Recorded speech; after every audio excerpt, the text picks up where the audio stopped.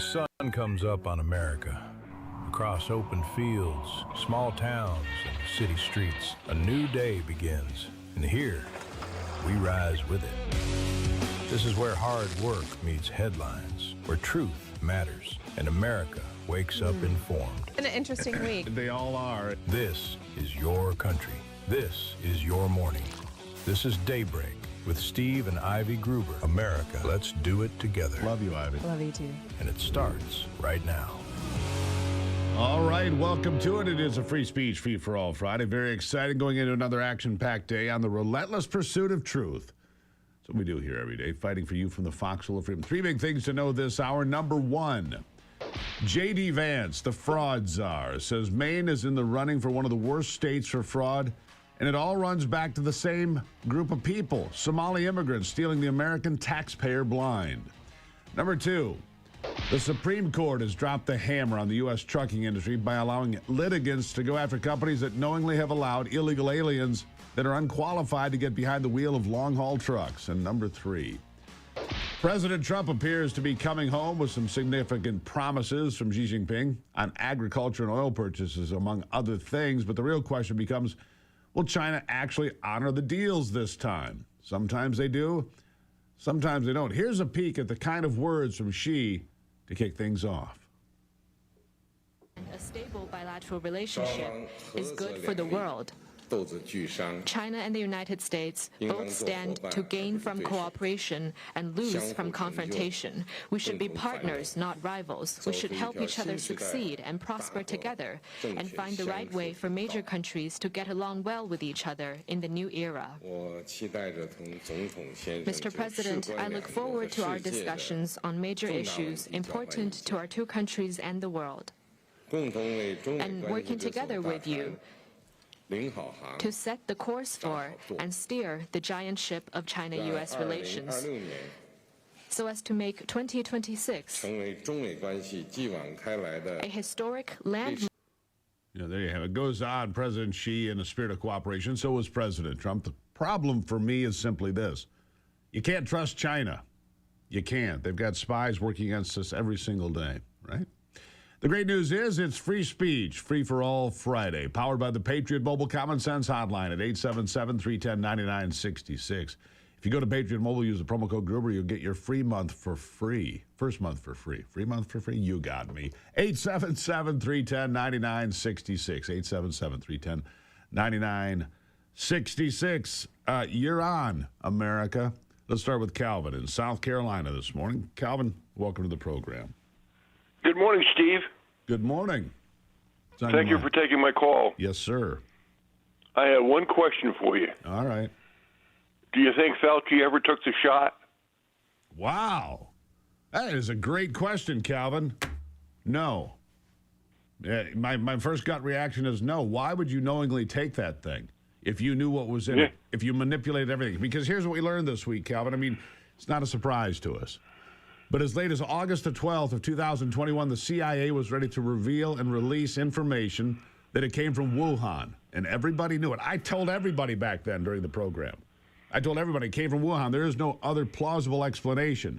We were pinholed and called conspiracy theorists and everything else. We were all right, every one of us. Did Fauci take the shot? Wow, that's a great question, Calvin. Thank you for the call. I'm going to say he did not. I mean, that's my guess. Why would you knowingly take something that you knew was hurting people or was ineffective? Because you had to know. And they lied about Wuhan. You know they lied about that, too. So we'll see. All right, let's go to Pete in Tennessee. Pete, good morning. Good morning. Sir, on the price of the gasoline, you are 100% correct. You've been right the whole time. I wish you could get us a phone number and put it out for we could call these oil companies. My thing is this, and Mr. President, I love you, man. I voted for you all three times. I'll vote for you again. You know business. I know that I can charge a hell of a lot more for ice water in hell than I can in Alaska. You hear me? Now, I know that. These oil companies better learn it. Without us, they're out of business. The crazy people on the left, they will shut them all down. You can sell that gas for what you want to overseas, but over here, use that scenario. You can get a lot more in hell for ice water than you can in Alaska. Thank you for your time, sir. Pete, thank you very much. Look, oil has crept back up to $105 a barrel. The Dow, on the other hand, is above 50,000. Inflation is now at 3.8%, the highest it's been since, I think, 2024, right? And that's because of energy costs. Look, the Strait of Hormuz issue has to be quickly addressed. They've got these boats swarming. If you've missed it, 400 of these fast attack boats swarming in the Strait of Hormuz. I am pretty sure we've got the equipment, the intelligence, the ability, and the lethality to take those out, but for some reason we have not. At least we didn't during the China visit. And I think Iran knew that. So bring those boats back out in the open now, and it might be a different scenario. But the fact of the matter is, oil is $105 a barrel. That's $35 less than July 2022. And yet gas prices are about the same. $35 less a barrel, and we're paying the same for gas, doesn't equate, now does it? Somebody's making a big pile of money. President Trump, get on the phone, please. Talk to your friends in the oil industry. Let's go to Trevor in Texas. Trevor, good morning.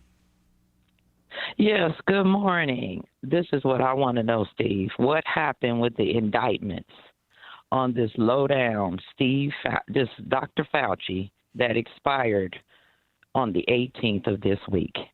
That was the day the indictments were supposed to be brought against him for this COVID scam and this fraud that he brought upon the whole world. And he did. And nothing was said. Yeah, he did. Well, my understanding is, and I don't have the exact date the way you do, Trevor, my understanding is that the statute of limitations has run out on Fauci. But there's got to be something here. He knowingly lied to Congress. He knowingly stood up there and lied to Congress. There has to be some recourse. When the CIA says, when the whistleblower comes out and says, look, we had the information on Wuhan and we're ready to release it as late as August the 12th, 2021, and then Fauci interjected himself into the conversation, and that whole narrative was buried. Buried. Yes. I'm with you.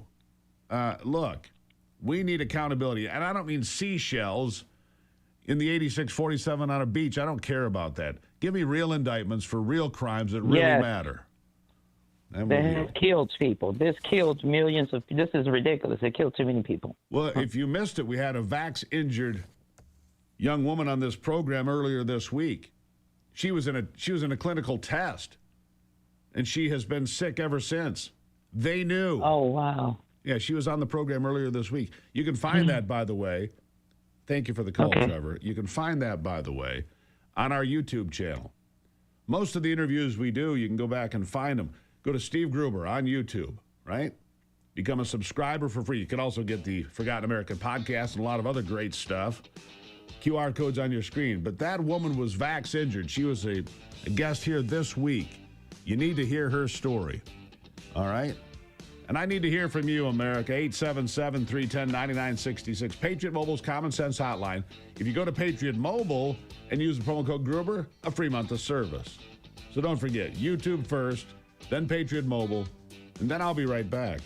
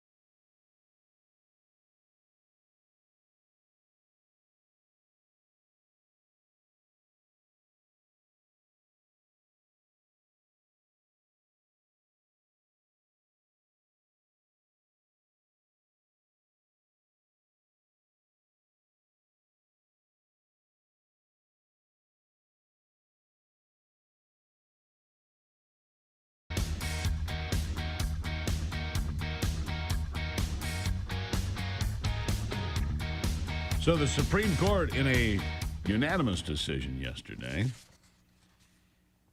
said that the states can protect individuals injured in trucking accidents. This goes right to the heart of these illegals that can't read road signs, driving 18-wheelers, getting in wrecks. This goes right to the heart of this matter, and it opens these companies up for litigation. They don't want that. I'm going to guess that these illegals that can't read English are going to be few and far between on your roads going forward because they're open for litigation now, and that means millions of dollars. You go back to that horrendous crash in Florida, for example. Keep an eye on that. Speaking of Florida, Michael is in Florida this morning. Michael, welcome to the program. Thank you. How are you? I'm good. What's on your mind? Oh, many things always, but firstly, I'm a non-political person, but I must say that America must appreciate the history that they have from Washington, Adams, Jefferson, Madison, Monroe, Lincoln, you name it. Up until this day, the history that America has done in the last 250 years is incredible. They have to appreciate it and see who to follow correctly. As I say, I'm not a political person, but everybody has to know that they say, oh, why did Trump start this war? But do they realize that Iran wouldn't hesitate for a second to drop an atomic or nuclear bomb, whatever you want to call it, on New York or Washington, God forbid? Well, they absolutely have would. No idea how lucky they are to have a president who really puts America first and really cares about his fellow Americans. And we all have to care about our fellow Americans, our fellow human beings in general. But particularly America has done such a good job, care about them all. Michael, thank you. Appreciate the call. No, Iran would not hesitate. If Iran had a nuclear weapon, which is more dangerous, by the way, to China and other countries much closer to Iran than it is to the United States, although some believe they might have a ballistic missile at this point that could reach the U.S. Don't know if that's true or not. If Iran sent a nuclear weapon our way, I just think that they might find themselves in a very bad situation. Let's just put it that way, if we got nuked first. But Iran would not hesitate. They're going to try to control the Strait of Hormuz. They're going to try to hold the world hostage. And at some point, the world is going to say, enough. Enough. Iran can never have a nuclear weapon, ever.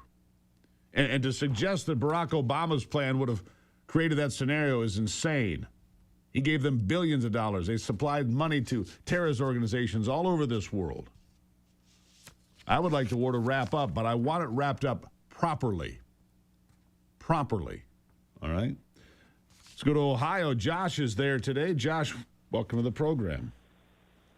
Hey, Steve. How you doing this morning, my friend? Good, sir. What's on your mind? Oh, man. So good to see you again. Wake up, watch the sunrise. I'm right here across the border in Ohio, right by the lake. So it's good to see you again, my friend. Thank you. Couple quick things. Still looking to follow up on the land grabs in California, Maui, and then also the connection with the lithium stuff up in the Appalachians. What's going on with that? We've been talking about that. But then also, too, I haven't heard anything about up in Alaska with the new governor, the new voting system and stuff. Do we have a good MAGA candidate up there? Well, here the Republicans going to win this time around, as they have before. But the real problem in Alaska, Josh, is Lisa Murkowski. She's the problem. Right. I mean, she is not. She is not representative of the state of Alaska. That's a fact. Well, I mean, they run everyone else out of there that aren't cool, man. Why don't they start with her? You know. Well, she's got to go. But they're going to find out, and I appreciate the call, but they're going to find out that Alaska was one of the states that was infiltrated by the Chinese prior to the 2024 election and prior to the 2020 election. China got it into our databases in 18 states. Alaska's one of them, my understanding. And this goes to the reporting from John Solomon at Just the News. There were 18 states that had their data centers and data information and data databases hacked. And the Chinese got access to those. How can Lisa Murkowski sit there and oppose the SAVE Act when she realizes it was China manipulating her state along with 17 others? It's important stuff. Joe is in Delaware today. Joe, how are you? Hey, good morning, Steve. How you doing? I'm good. What's on your mind? I got two things, if I may. One is on the gasoline. All right. What Trump should do is tell any of the European countries or any country that's not helping us in the strait that if they want to buy our oil, the federal government's going to tax it. I don't care, 25%. And then they can use that tax money as a subsidy towards the gas. And you're totally right about the price of the barrel under Biden and now being like less, and the gas is not. And that's absolutely wrong. We need an investigation of that as well. I agree. Totally.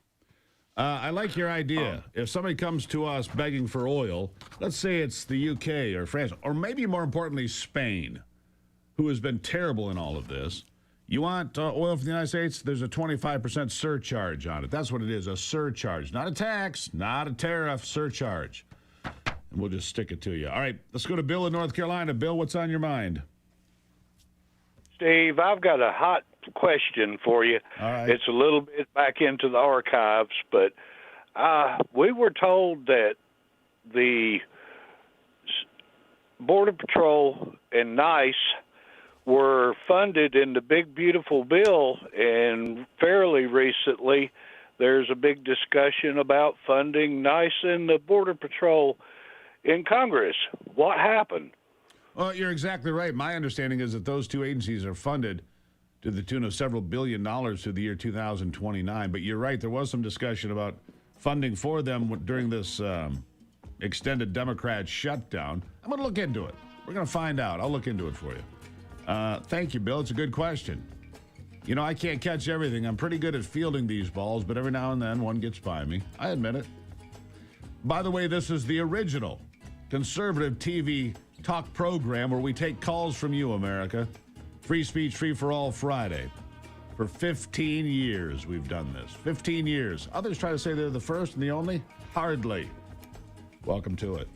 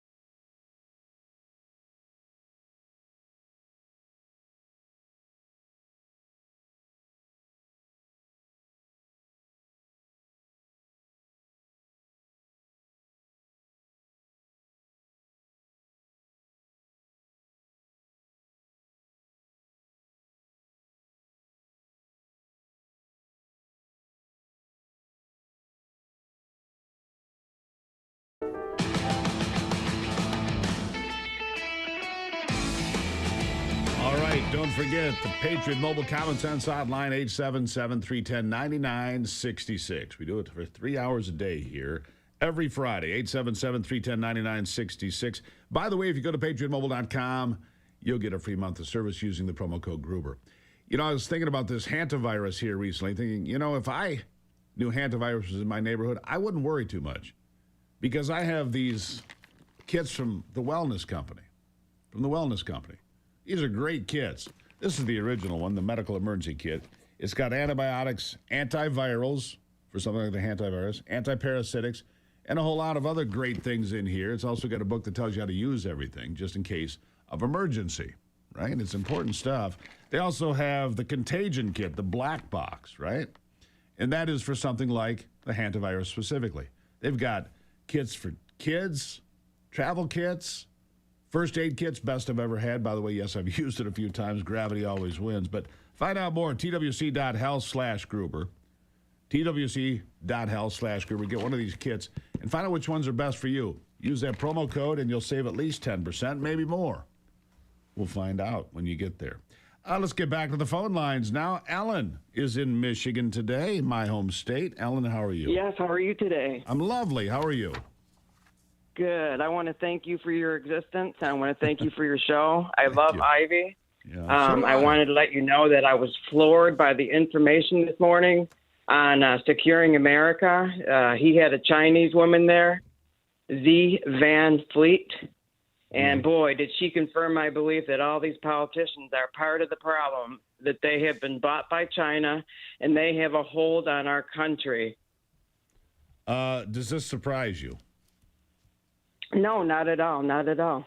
Yeah. I've been picking up a lot of stuff over the last 10 years, and I am scared to death that our country is just going to be going downhill sooner than we think. We're going to stand here and fight for it as long as I have breath in my lungs, Ellen. I appreciate the phone call. I'll never give up. I will never give in. I believe in this country. God bless America. It's the greatest country in the history of countries. I'm not going to stand idly by while we get attacked by China or other cultures that inject themselves here and have no interest in assimilating.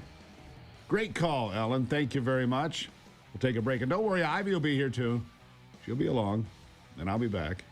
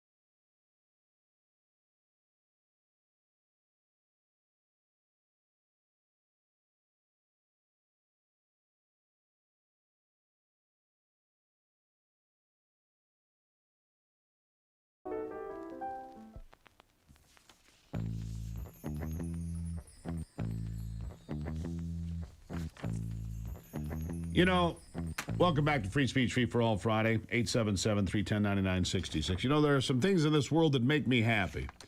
You know what makes me really happy? Waking up to that. Me? Yes, you. Good morning. Good morning, Ivy. How are you? I'm good. It's Friday. It's been a busy week, as you know. The biggest challenge I have this week is the new flagpole that I'm wrestling with. Oh, my goodness. Yesterday we were just struggling with it. It's like We a looked telescoping, and you have to twist it and lock it, and there's this one section that it's not functioning properly. Just not doing it. You know, there could have been some blue words flying around. And Blue words, yes. Maybe a couple. we might have talked about a sledgehammer. Thought that wasn't the best plan, though. Probably won't work at all. I could at have that. fixed it. It'd have been fixed permanently anyhow. Nice to see you. Nice to see you, too. All right, let's go back. She just said, hey, let me jump in and listen to what they got to say this morning. I said, absolutely. Leslie is in Florida today. Leslie, good morning. I feel like, man, I'm talking to Ivy as well. Wow. Hello, Ivy. Good morning. We love you in Florida. Oh, my God. Hello. We love you, too. Oh, good morning, Steve. Yeah, whatever. It's cool. I'll be all right. Don't worry about me. Listen, I have been researching this for a while, okay? And I want you to know I know exactly where these viruses are coming from. All right. It's the elections, Steve. They're coming from the elections. The elections are causing these viruses. It happens every time. Yeah. 2 and 2. Put it together. Oh, my God. It's happening again. Cause and effect. Right. Cause and effect. Okay, we have breaking news. A virus has been discovered. We're just 6 weeks out from the election. Everybody panic immediately. Yes, amen. Amen. In heaven. Yes, and Fauci. You know those rolling circus cages? Yeah. You know what I'm talking about? Put it in one of those? Put 2 and 2 together. Oh, town to town, tower to the people, honey. Yeah, you got it. Leslie, thank you so much for the call. As I sit in the second chair, I'm okay with that. Thank you, Leslie. Greatly appreciate it. Made me laugh. Look at the smile on Ivy's face. Let's go to Tommy in New Jersey. Tommy, how are you today? Good morning, Steve. Good morning, Ivy. Good morning. To follow up on what this young lady just says, I kind of have to agree with her with the wagons. But I have a really interesting thought about all of this for the American people. Why can we not take the old technology and the new technology and put it together, meaning that all these politicians keep on giving us promises that they break? Yeah. But back in the 1800s, when they used to break them, we used to tar and feather them. So there would be a very inexpensive way to show the people, hey, guess what? This person didn't follow up what they promised. Well, Tommy, let me They ask don't you. stop doing it after that? Let me ask you. You got a choice now. You got Anthony Fauci. Do you get the circus wagon and drag him through town, or do you get the tar and feather? Your call. One or the other. Well, Fauci, I would take the wagon. All right. See, I'd tar and feather. Seems a little more uncomfortable and Yeah, embarrassing. it's a hard toss-up, because if he's in a wagon, I can throw rotten eggs at him. Yeah, well, there is that. All right, Tommy. Tommy, you sound like you're straight out of New Jersey. There's a reason for that. Thank you for being here. Greatly appreciate it. Let's see. Christina isn't. Speaking of tar, we're going to the Tar Heel state of North Carolina. Christina, how are you? I'm good. How are you? I'm good. What's on your mind? I am trying to find out how come everybody's statute of limitations time's up for the Democrats when they don't ever go to jail, just the Republicans. Yeah. And Fauci definitely should be charged. Look, he lied in front of Congress. I mean, I know people numerous times. Look, Rand Paul, for me, he runs hot and cold. Sometimes I like what he's doing, sometimes I don't. I think a lot of people feel that way, okay? But he asked Fauci in front of Congress over and over again a whole series of questions, and I think it's safe to say that Fauci was not honest about many of his answers, right? There's got to be a way to hold these people accountable. I so agree with you, Christina. They got people that is petrified to take ivermectin because of the media, even. Yeah, not me. They got people afraid. And I know people that it's helped. Yeah, me. Anybody knows my story about COVID? Somebody's got to be held accountable. These people are dying because they're afraid to take stuff that's going to help because of the media and Fauci. You got it, Christina. Good call. Ivermectin helped me. Yeah, I was sicker as you can be with COVID after Christmas 2021, a couple days later. Yeah. And called the doctor, Ivy, you know this story, and she said, you don't want that stuff. And I argued with my doctor on the phone, and I was mad. And she called back an hour or such later and said, okay, I'll order for you, but you got to drive an hour. And I'm like, I don't care about driving an hour. Well, there was one place in the entire state that was a compounding pharmacy, and that was allowing it to be sold. Right, because at the time, these governors like ours basically stopped the sale of a medicine. Calling it? The media was calling it a horse tranquilizer. Horse dewormer. Dewormer. Yeah, that's what it was a horse dewormer. This is not for people. It's been taken by people since 1981. Right. And then this is a big malaria drug? It's parasites. It's for river blindness. There you go. Yeah, river blindness, and it's taken by millions of people every day in Africa, for example, because it kills this parasite that causes people to go blind. That's why they call it river blindness. Anyhow, now it's been shown efficacy. The Wellness Company did these studies, efficacy in fighting cancer. It's just what she's talking about. And other diseases. It stopped COVID. My story is pretty simple. I took it about noon-ish. By that night, 6 or 8 o'clock at night, I was a different human being. It turned my sickness around. Ivy knows it. She witnessed it. I witnessed it personally. It was remarkable. Anyhow, it really is. It's as close to a miracle drug as there is out there. It just doesn't cost very much, so the companies don't want to push it because there's no money to be had. Let's get a couple more in. Let's get Bobby in Virginia. Bobby, how are you? Good morning, Brother Gruber. Good morning. Hello. My compliments on your significant other there. She has questionable taste, but I think you hit it out the park. I might have heard that a time or two. I imagine. I've got so much I could talk to you about, but I'll stick to one thing in particular. I got an idea about these maniac mullahs over in Iran. All right. Give them an itinerary. Say, I tell you what, here's what we're going to do. We're going to start this week. You're going to lose a power plant. And then we're going to talk. And then next week, we're going to take out a water plant. Then we'll talk. And we'll figure out how deep you want to be destroyed before you come to your senses. Rather than just carpet bomb the place and take everything out and hurt the Iranian people. Well, I agree with you on that. And the criticism from the left is that's a war crime. It is not a war crime. It would be a war crime if it was a water plant that served the population only. But if it serves the military, if it serves the factories that are making munitions, which these power plants and these water plants do, I mean, data centers. It's not a war crime. But the left, it's a war crime. No, it's not. And that, Bobby, I'm going to tip my hat to you. I like your plan. Strategically take out one, wait a few days, another, wait a few days. Or every 3 days. Maybe make it a tighter timeline. Anyhow, Bobby, thank you for the call. Ivy, thank you for jumping in. I think they like you. I think they like you. I like them. Yeah, I know you do. Love you. Love you. She does have questionable taste, maybe. But it's worked out, I don't complain much. Anyhow, we'll take a break. Free Speech, Free for All Friday, powered by the Patriot Mobile Common Sense Hotline, 877-310-9966.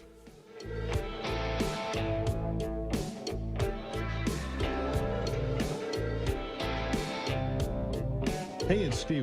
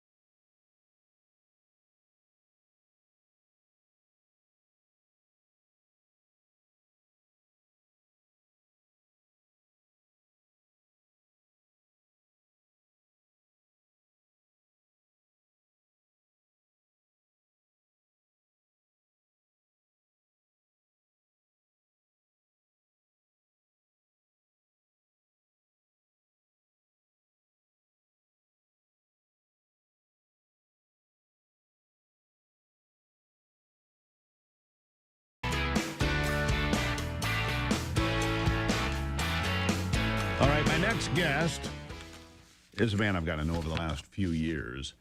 And he says, man, it's early. And I said, yeah, we do this every day. He goes, you got to show up. And he's got a brand new book that goes right down that line. What You Can Do About It is the book. Take real action against corruption, radicalism, and moral decay. Colonel Rob Maness is with me. 32 years in the Air Force, a veteran and host of the Rob Maness Show. Colonel, nice to see you today. Good morning, Steve. Good to see you. Yeah, and I like the fact what you can do about it. You can bump your gums, and you can sit and complain and whine, and or you can do something about it. We'll get into that in a moment. But I want to ask you something. Ivy said something to me on her way offset here just a moment ago. She said, look, what we're dealing with in Iran is a group of people that believe this is like revelation. This is what's supposed to happen, being in a war with the great Satan or whatever. And so they're never going to give up. What do you make of that?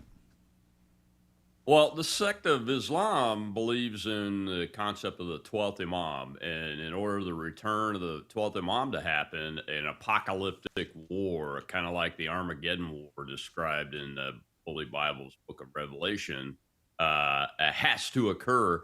So most folks that look at this group objectively, Steve, know that they're going to continue to fight until they can generate this apocalyptic war to have the 12th Imam return.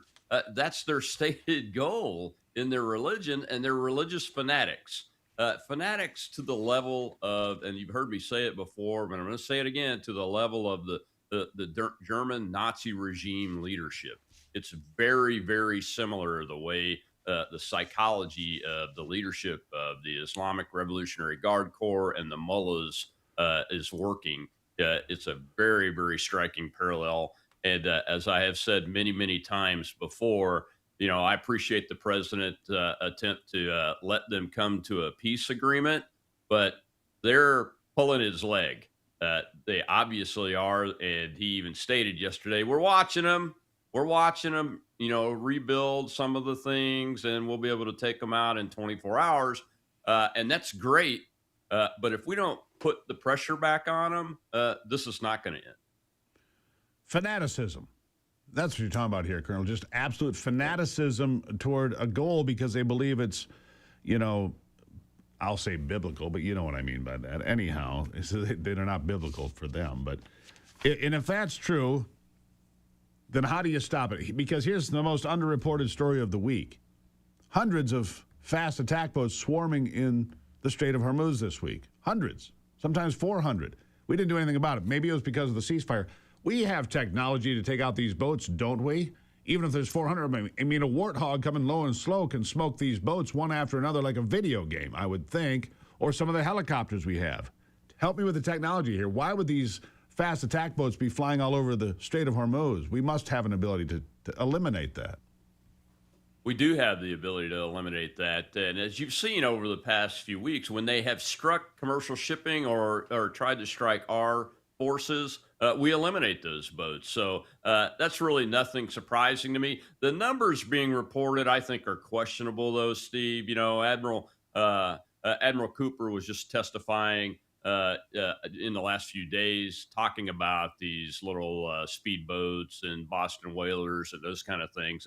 And that we're not seeing anywhere near the numbers we once used to see. Used to see a couple of hundred, he said, when he would take a ship through the strait. And now they're seeing 2 or 3 at a time.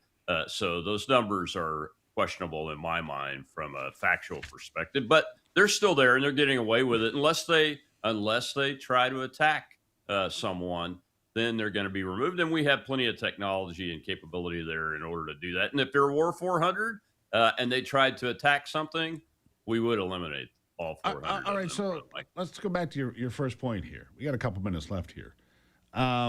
If they're not going to give in or give up until the last man standing, this reminds me, I think more of the kamikaze pilots, right? We're just going to keep throwing them in. Mm-hmm. This thing could go on for way too long.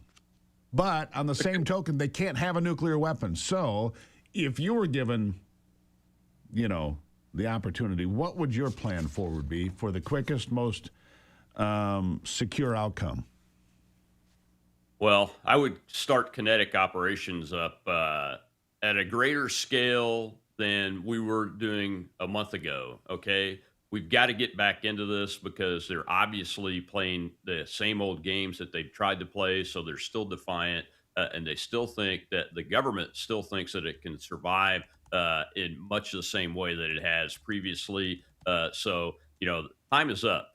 I would be, advising the president that the time is up, and we need to go ahead and remove what capability they've reconstructed and reconstituted, and remove all the capability that we left on the table, and continue this blockade, continue to prevent any type of revenue source materials or resupply materials from getting in through overland routes or through the Caspian Sea via the Russians, so that this regime is starved of revenue and resources and resupply. What does that do? That prevents them from paying their troops. And once the troops' families and the troops see that consistently they're not going to get paid anymore, eventually this regime will collapse. We saw it in Japan in World War II when we ramped up to the maximum level of force that was necessary. And eventually, in spite of the kamikazes and the fanatics, the regime collapsed and had to come to the moment where they surrendered. That's what's going to happen because the problem with that negotiate answer, with them. Colonel, the problem with that answer is you use the word eventually, not once, but twice. And that's what people are like, but I understand. Look, Rob, always appreciate it. Look, go get the book. What you can do about it. What you can do about it, besides just sitting and complaining or being in a chat room or putting out some mean tweet. You can do something about it because Ron Banas shows you the way. Rob, always good to see you. Thank you for getting up early. Thanks, Steve. Have a great day. You too, my friend. Good explanation of stuff, right? Look, they're fanatics. They are fanatics. So am I about you. More phone calls after the break.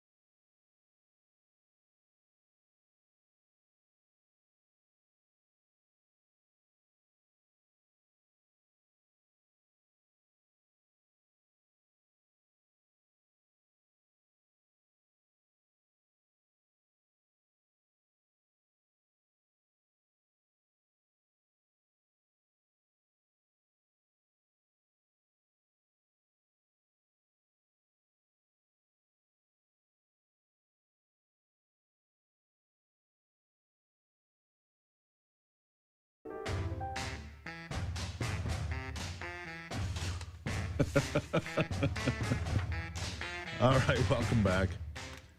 They're going crazy in the cheap seats, I'm telling you right now. Let's see. Let's get back to the phone lines. Kevin is in San Diego. Kevin, how are you Dawn today? in Virginia. Excuse me, Dawn in Virginia. I got out of order. Dawn, how are you? Oh, great. Hi. How are Oh, you? my goodness. I can't believe it. You made it. I made it. Oh, hallelujah. Hallelujah. Yeah. What's on your This mind? is so wonderful. Your show is so wonderful, and I just thank you and your wife so much. How awesome to have a husband and wife team on the radio speaking truth and understanding how valuable families are.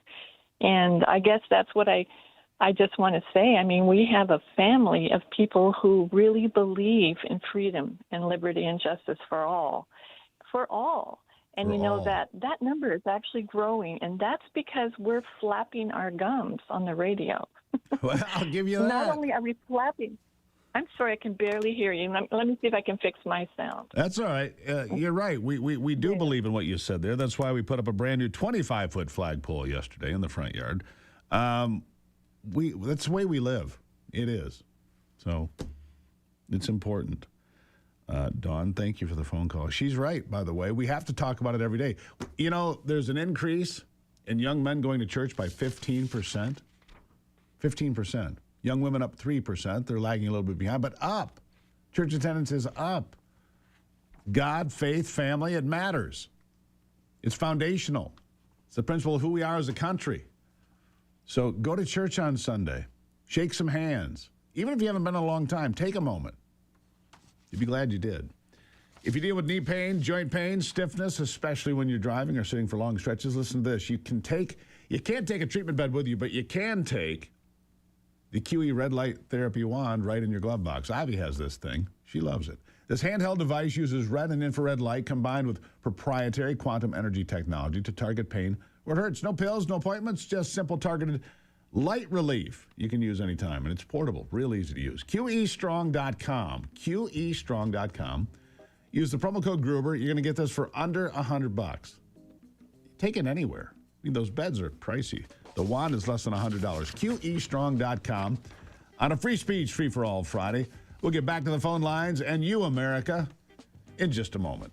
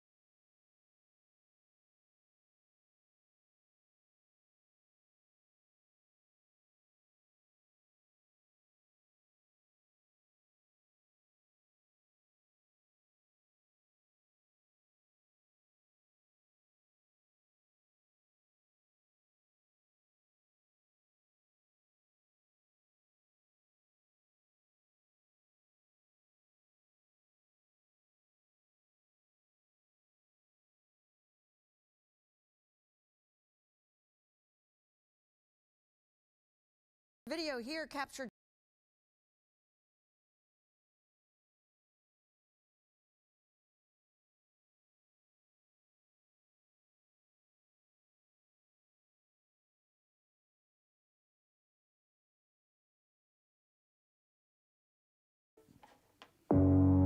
America's awake, and we're just getting started. The headlines that matter, the stories they won't tell you, and the voices fighting to be heard. This is your country, your morning, your daybreak with Steve and Ivy Gruber. A new hour starts right now on Real America's Voice. All right, let's kick it off as we roll into another hour here on a Free Speech, Free for All Friday, brought to you by Patriot Mobile and the Common Sense Hotline. Look at this beautiful little device in my hand. I'm going to tell you about this later. This is the Patriot Mobile hotspot. It is agnostic, as they say. It picks up all sorts of different wireless networks. No matter where you travel, you will be connected. All right. Let's see. 3 big things this hour. What do we got for you? Number one, in Nevada, casinos are dying. Seems it's a hangover from COVID and the fact that Vegas is about the most expensive place in the world now. Used to be cheap, not anymore. Casinos going under. Number two, plenty of tense moments in China. One involved an armed Secret Service agent getting detained by Chinese officials. At other times, members of the press not being allowed to do their jobs. Welcome to China. And number three, like I said, free speech, Free for All Friday, powered by the Patriot Mobile Common Sense Hotline, 877-310-9966, 877-310-9966. And, of course, Ivy is back as well. Ivy? Good morning. I don't think your mic's on. Good morning. There, it's on. Yeah, anyhow, good morning. Hello? Hello? Is anyone there? Yeah. Is this thing on? Yeah, it's on. What is on your mind this morning? We going to phone calls? You got let's go to callers. I have a soundbite, but I want to get to the callers first because I don't want to take up too much time. All right, Fred, Saginaw. You are first, Saginaw, Michigan. How are you, Fred? Yes, good morning, Steve. Hey, we're always hearing about consequences. We need a resource where we can go to find the people that have been prosecuted, convicted, and sentenced for committing these crimes. What crimes? People that vote multiple times. Oh, yeah. Illegal voters, fraud and abuse. You hear there about people have to have consequences, but there's no resource for anyone to see who has been convicted and sentenced. Yeah. It would be nice if someone would. It would be nice to know who's doing that. And for those that say there's no illegal voting, we just saw another illegal alien in Michigan, voted 3 times at least, maybe more. You can find out more at MichiganNewsSource.com. I just saw that one pop up. Thank you, Fred, for that. We do have to hold people accountable. Because you're in Michigan, go to MichiganNewsSource.com. Look at those articles. You'll appreciate it. They keep telling us it doesn't happen, but it does happen. It certainly does. And there should be some harsh penalties for voter fraud. I mean, I don't know. Does it vary state to state what the penalty is, or is it a federal crime? What is it? Do you know? I think it varies state to state. Could be a federal crime, but I don't know if it gets prosecuted federally. But the fact of the matter is, they don't throw them in jail for 5 years. Maybe they should. Right. I bet the voting fraud would end if there was really harsh crimes, or at least penalty, get a lot less. Yeah, absolutely true. All right, Jason, South Carolina. Sir, how are you? Steve, I must say, you are the best of Rush Limbaugh. No doubt about it. But I have the best wife, that's why. Go ahead. What's your question? Well, I will say, Ivy, the best addition to your program was Ivy. No doubt about it. Thank you. Right. Thank you. You're a blessed man. That's cool. Yeah, no doubt. And I'm curious. All right, we have Iran and China. Mm-hmm. And what do you, in your articulate, sort of way of speaking, is going to happen next? I mean, something's going to happen, don't you think? Here's the problem with both Iran and China. They both lie prolifically. They do. You make a deal with Iran, and 12 hours later, they've changed the deal. Right. So you make a deal with Iran, and you can't verify whether or not they're making nuclear material, right? So they block out the international inspectors. China says, oh, yeah, we're going to buy 10 million cubic tons of whatever, wheat, and then, 6 months later, they've never bought it. Right, soybeans. Soybeans, beans, corn, wheat, whatever they do. They play these games all the time, and we know this. And so how do you trust either one? And here's the other part. China is sliding stuff in the back door for Iran, because they like this conflict. It's hurting them some, but China would take great pain if it meant America was brought to its knees. That's the problem, Jason. Very sad. You know, and so I don't trust either one of them. That's the problem. And you've got fanatics in Iran, as we talked about with Colonel Manus in the last hour. That's right. But you've got fanatics in China. Listen, less than 10% of the Chinese population is a member of the Chinese Communist Party. So it's not wholly different from Iran, where the IRGC and the regime have less than 10% support, but they have all the brutal strength. Same thing in China. You think the Chinese would want to live the way they do without the brutal dictatorship? I don't think so, no. Yeah. Great call. No, they don't. Thank you, sir. Thank you. Great call. Greatly appreciate it. I mean, look, Ivy, Colonel Manus laid it out. These people believe this is the coming of the 12th Imam. Exactly. And I didn't know that term previous, but go ahead. That's right. And they think that the chaos and the wars is what will bring upon that return. So for them, they don't really want peace. It's and religious fervor. When you think about, from our side of the table, the common sense thing would be to have peace and prosperity for your nation. Well, that's not what they want. They want the war. Exactly. And China, the CCP, is in bed with North Korea, Iran, Russia. All the bad actors. So that's right. They're all on the same side there. And exactly. What do they want? They want one thing more than anything else: to destroy this country. World domination. World domination and destroy the country we live in. Let's go to Richard in Alabama. Richard, how are you? Just fine, Steve. Good morning. We love your show. Thank you. Two branches of the same tree. With Anthony Fauci, remember that conspiracy has no statute of limitations, and so he still maintains culpability. The other part of that is that hospitals and hospital administrators, pharmacists, and physicians are part of this large conspiracy. If you compare that to the Somali fraud in Minnesota it's small peanuts. Doctors have been threatened to lose their license and kicked off staff, and each hospital employee, because the hospital receives Medicaid, Medicare dollars, is required to sign an attestation that they will report abuse, fraud, and waste. But the administrative part of that business does not do that, and they have perpetrated this crime with Fauci and the rest of them. All things COVID must be investigated and prosecuted. Thank you so much. Richard, well stated. I really appreciate that. Well stated. You know, and this is, Ivy, we talk about this. It's a systemic problem in healthcare. It's not just the COVID thing. But the way all these things, the insurance companies, the lobbyists, the politicians, right down to, he said, and I know that a lot of doctors and pharmacists, I don't think they're necessarily culpable directly, but maybe there their are superiors some. I mean, we did have a good doctor friend, a family doctor for a long time, and was in a big hospital system, and the things that he would report in terms of the wokeism in he wasn't even allowed to the speak. upper management, and just being a Christian conservative man as a doctor was he was an outlier because of that.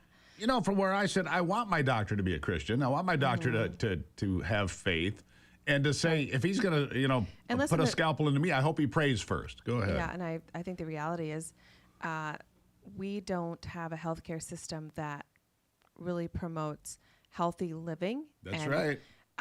Being conscientious about health, and what we do is we treat disease. So that really we treat needs to be disease, turned but around. we don't try to head it off before we get to the disease portion. Exactly. Food is medicine. Ivy's sticking around for the whole hour. Pretty exciting. Nice to see you, Ivy. Nice to see you. As always. 877-310-9966. That's the Patriot Mobile Common Sense Hotline. Use patriotmobile.com. Promo code Gruber. Get a free month of service. Best company I've ever had cell service with. Period. I'll be right back.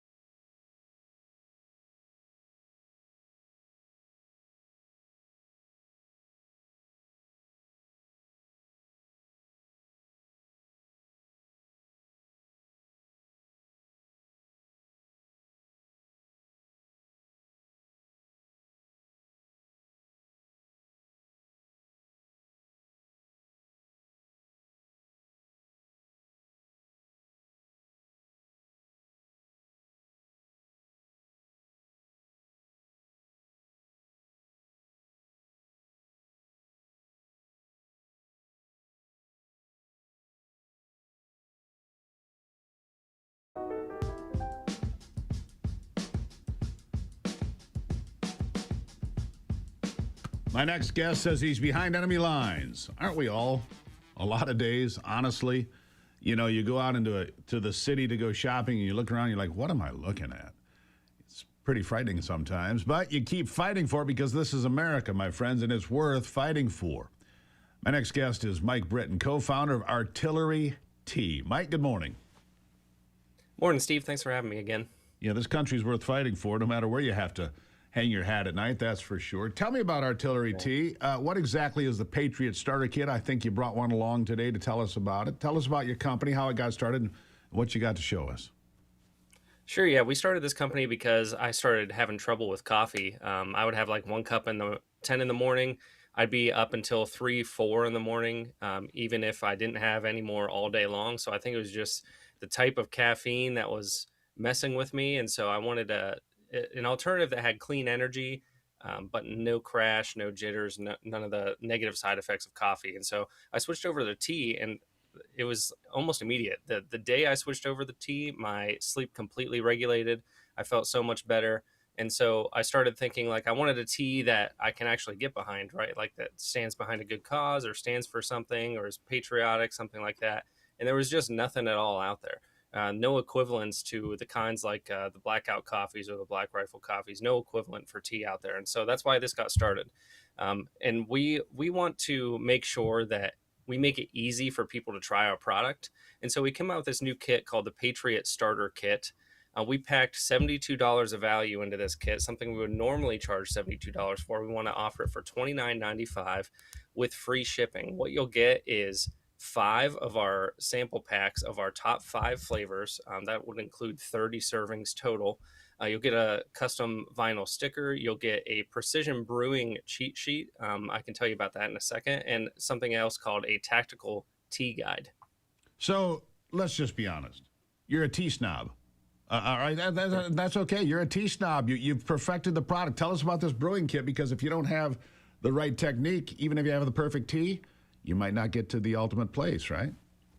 Right, yeah. When we offer whole leaf tea, we still use tea bags that are free of plastic glues and harsh chemicals, but we do use the whole leaf tea. And that brews a little different than the mass-produced Liptons and tea that's called tea dust, actually, the lowest grade that they use. And so black whole leaves brew a little different than green, brew a little different than herbal teas. And so we put together a magnet in this kit that has brewing instructions for what temperature, how long to steep each kind of tea. And we also have extra instructions on there for how to get 2 cups out of one of our tea bags. That's something else you can do with whole leaves that you can't do with tea dust. There you go. You get double the product.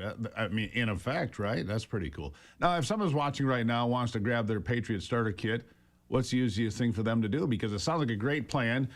You've got easy instructions how to make the best cup of tea you've ever had. I love tea. I do. I don't have it as much as coffee. I still have coffee, but I love tea. How do they get it? Yeah, you can go to artilleryteaco.com/patriot.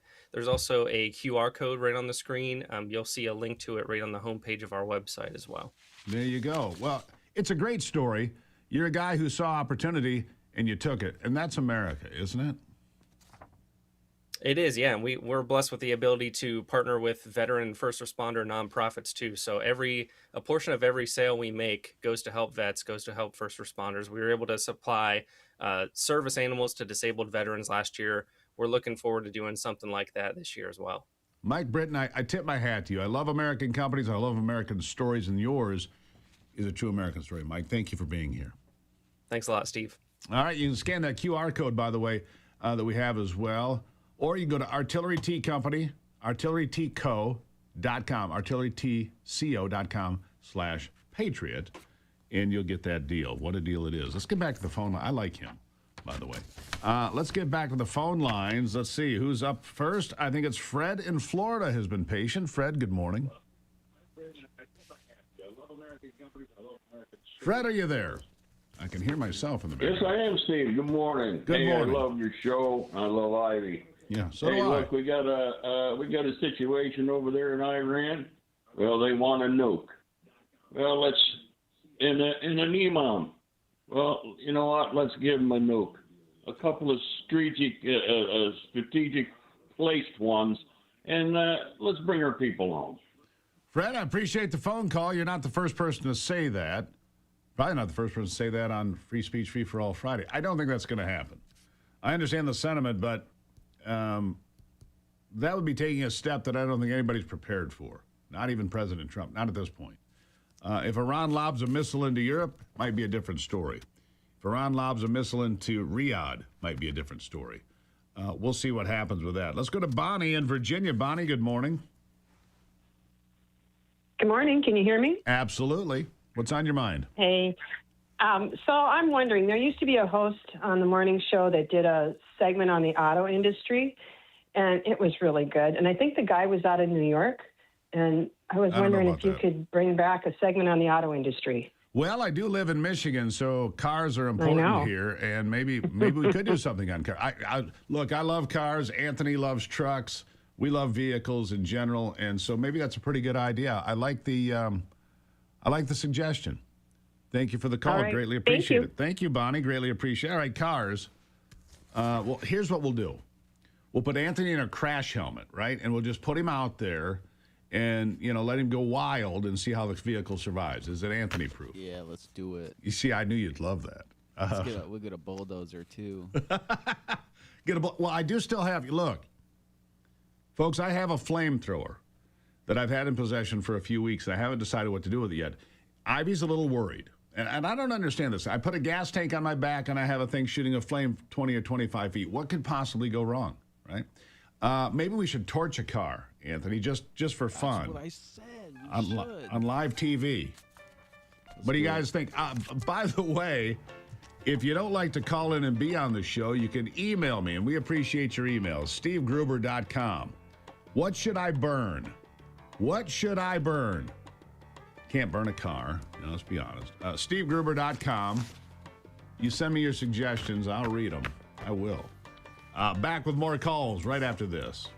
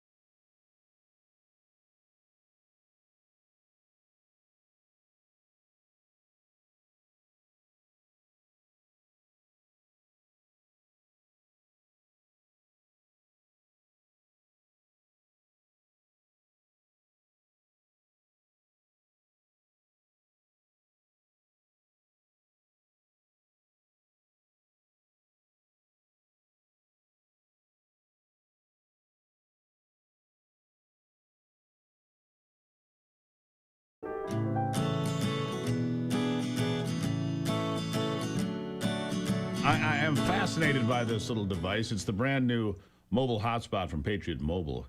As they say, it's agnostic. It'll pick up whatever cell services available around you. 3 out of the 4 major carriers hook right to this thing. So if it's in your car, in your home, whatever. A great device to have, and it's available at patriotmobile.com. Use the promo code Gruber to save money, as always. Anyhow, let's get back to the phone lines. Ross has been waiting in Texas for a minute. Ross, welcome to the program. Good morning, Steve and Ivy. God bless you. God bless you, my friend. What's on your mind? Yeah, my question is, with the monetary system that we have right now, we have a Ponzi scheme with the Federal Reserve. We've got banks making money from thin air. My question is, why are they charging us interest on money they don't have? Isn't that something? It is remarkable because most banks have about 10% of the currency average. It's a great question you have. They take our money, they hold it for however long they hold it, they loan it out, they make money and charge us for the privilege. I went to buy some tires yesterday for my lawnmower. And I said, can I use my credit card? Yeah, it's a 4% charge. I said, what? They said, yeah, it was 1.5. Now it's 4% to use your credit card. And I'm like, and they said, it's not us. These banks are making bank hand over fist, Ross. at every turn. Plus, they're getting 29.99% interest on some credit cards. It might even be higher in some places, from what I understand. But they ain't going broke, I'll tell you that. They're doing just fine, to say the least. They're doing just fine. What do you guys think about the banks? Anyhow, Free Speech, Free for All Friday. We'll be taking your calls for the next hour and a half because we do it. And look, we are the original. Anybody that tells you it's never been done before, come on. We do this in honor of Rush Limbaugh. He had Open Line Fridays. We have Free Speech, Free for All Friday for 15 years. 15 years we've been doing this. We are the original conservative television call-in program. Tell your friends, gather around. I'm going to get rid of this hairball and be right back.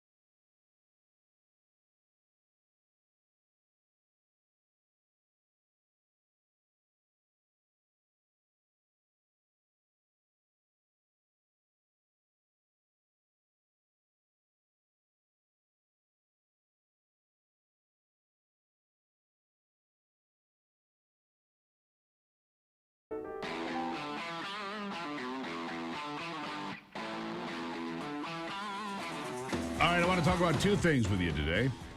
A couple of things here, and then we'll get back to your phone calls here in just a moment. I hunt and I fish.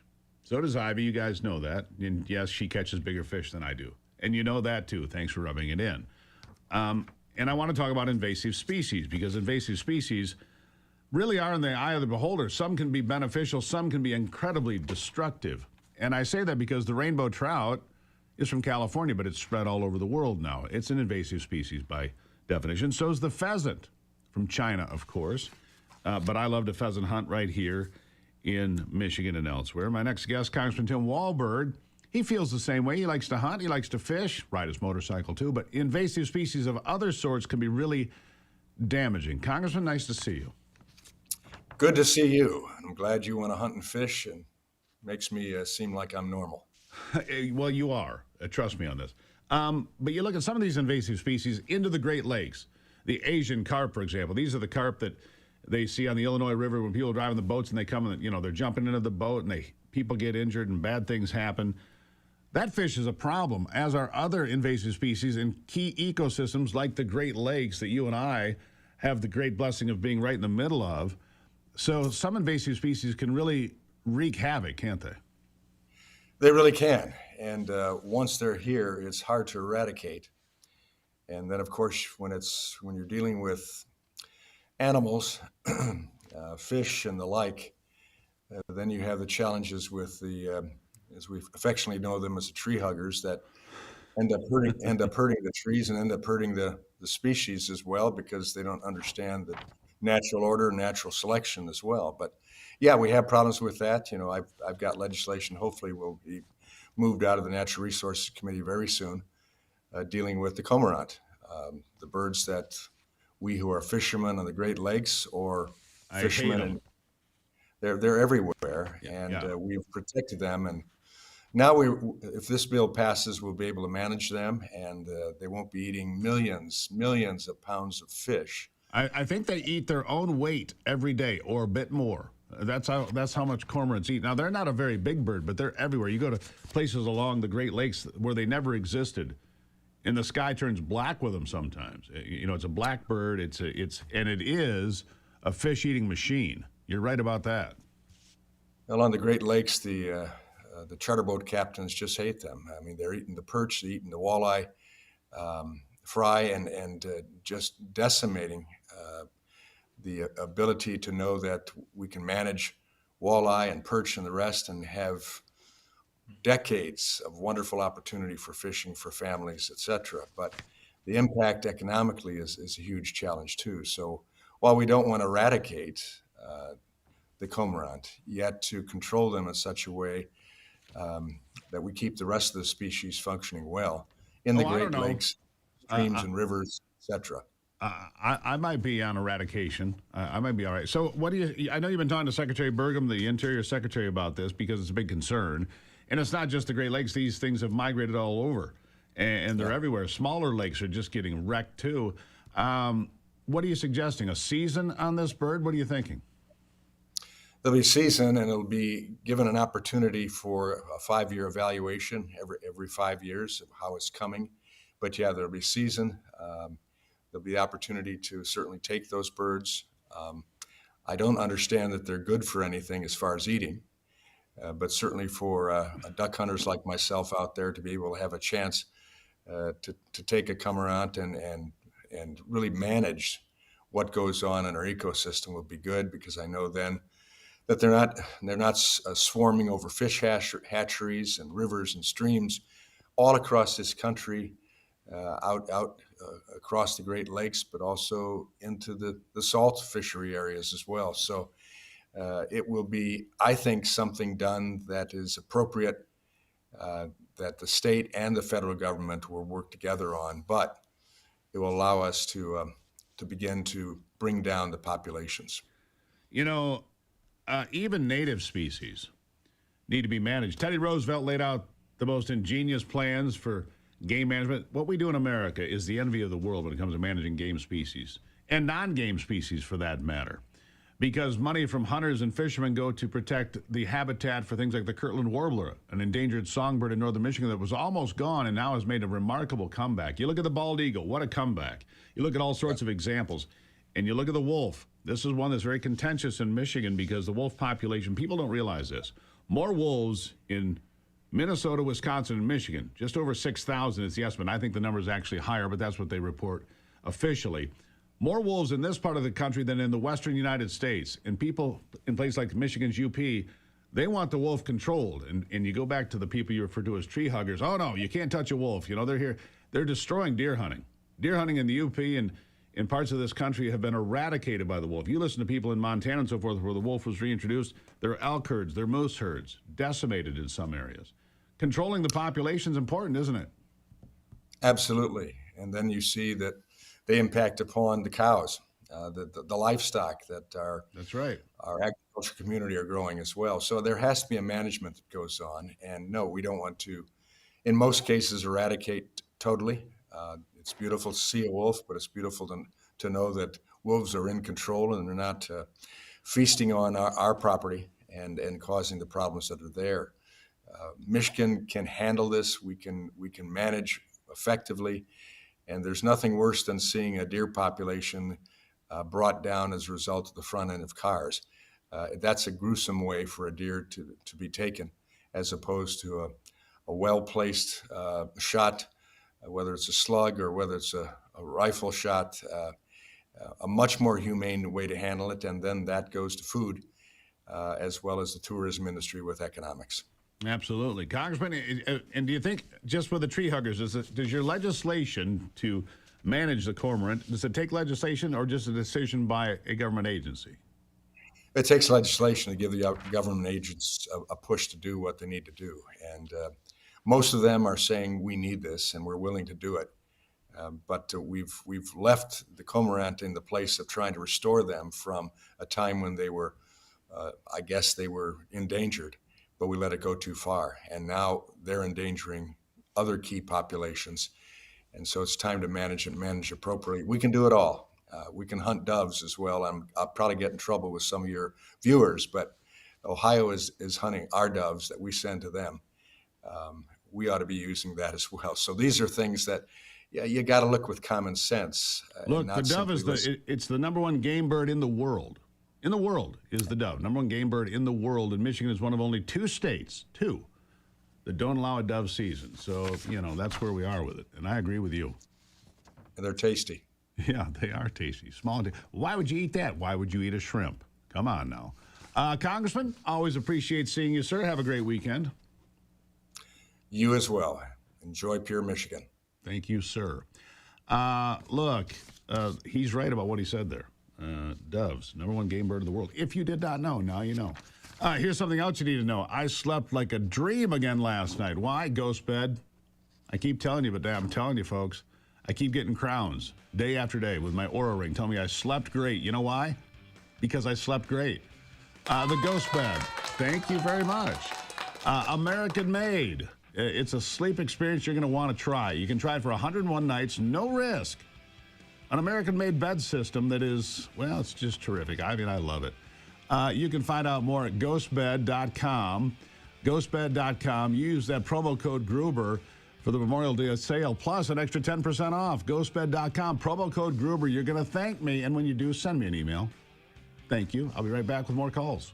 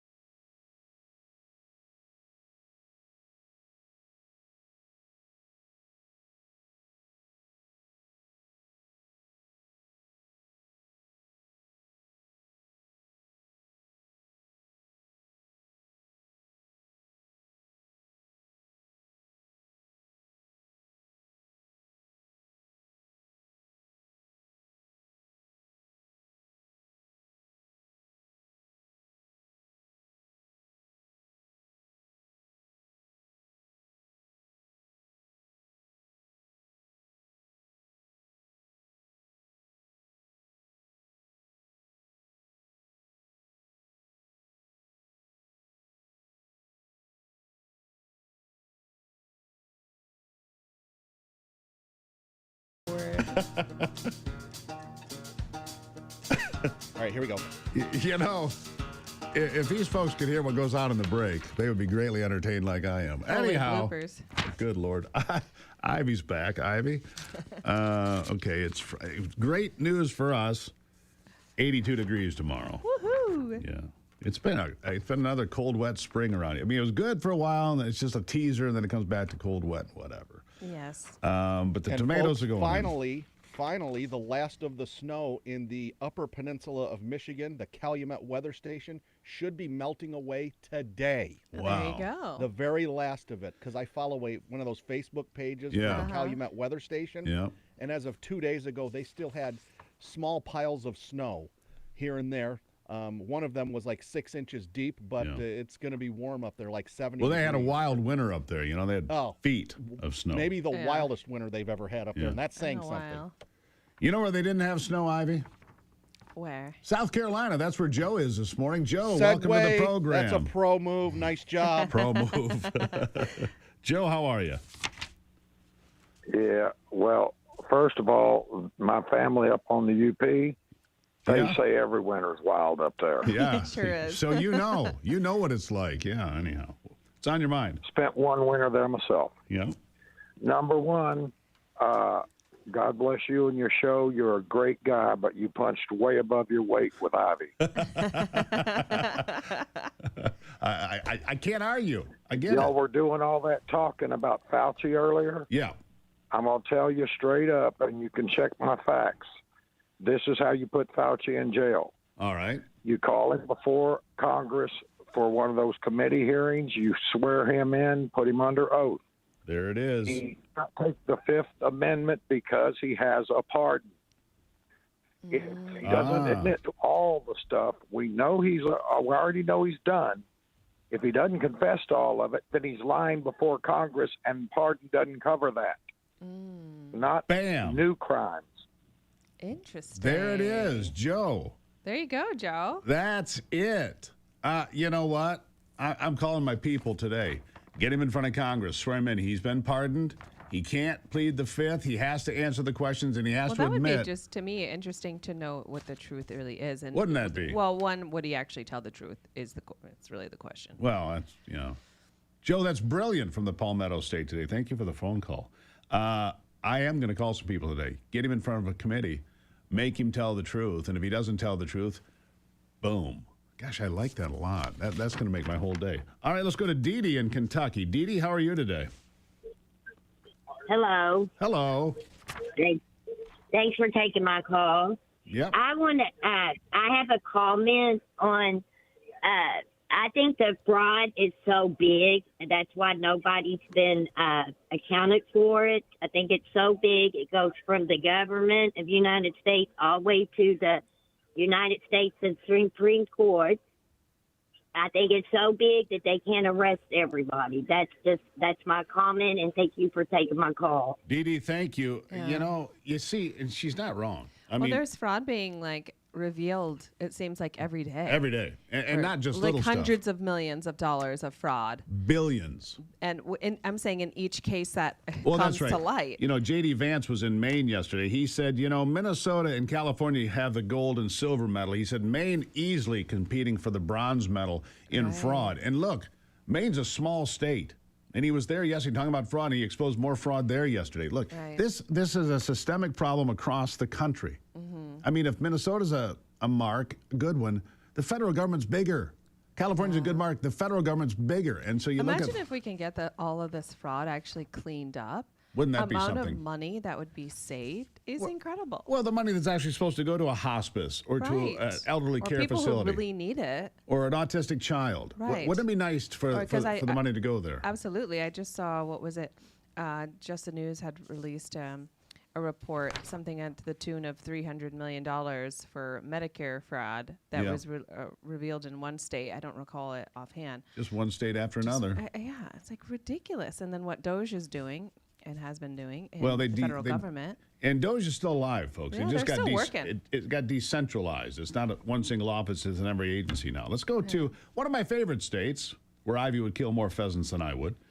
South Dakota. Mariah is in South Dakota. Good morning. Oh, my my goodness. Yay. I'm so glad that I get to go right after Dee Dee because she hit on what I wanted to talk about. Like, everybody thinks that blue states are just so fraud-filled or whatever, but here we are in a red state, and we're missing $1.2 billion here, and it goes from all the way up from the governor's office all the way down to local county commissioners. There's fraud everywhere, and nobody wants to do anything about it here. Whatever happened to morals? Yeah. I mean, that's what I'm wondering. It's almost like we've been captured by communists, and everybody's just under a spell. You know what's interesting, Mariah? Thank you for the phone call because it's important. Well, it's work, to go and dig in and investigate. And that's not what I'm talking about, Ivy. Okay. If you were working in a government, I know you, and I know if you're working in a government office and money came across the desk, $5,000. We'll just make it $5,000. Nobody was ever going to know where it came from or that it disappeared. You would never take it. 100%, no. I would never take it. Yeah. It's not who we are. No. And the morality or lack thereof in this country is appalling. Yeah. I realize that if I steal $5,000, the likelihood of me losing 3 times or 4 times as much is probably going to happen. Yeah. You sincerely believe that. I do. I know you do. And if you give to people, you're rewarded for it. Exactly. At some point. Doing what's right and having integrity in everything, especially when people aren't watching, says a lot about your character. And does everything about your character. And I think that so many people out there just want to take an easy route. And it's so unfortunate because at the end of the day, there are severe consequences for stealing. There's penalties for being immoral. Yeah. But there's my question where did morality go in this country? Or anywhere for that matter. Anyhow. Bit of a rhetorical question. We got more calls. We got Pennsylvania and Arkansas on tap, plus more. We'll be right back on a Free Speech Free for All Friday, powered by Patriot Mobile. Don't forget, if you go to patriotmobile.com, you'll get a free month of service by using the promo code Gruber. Remember that when you call in, Gruber. patriotmobile.com.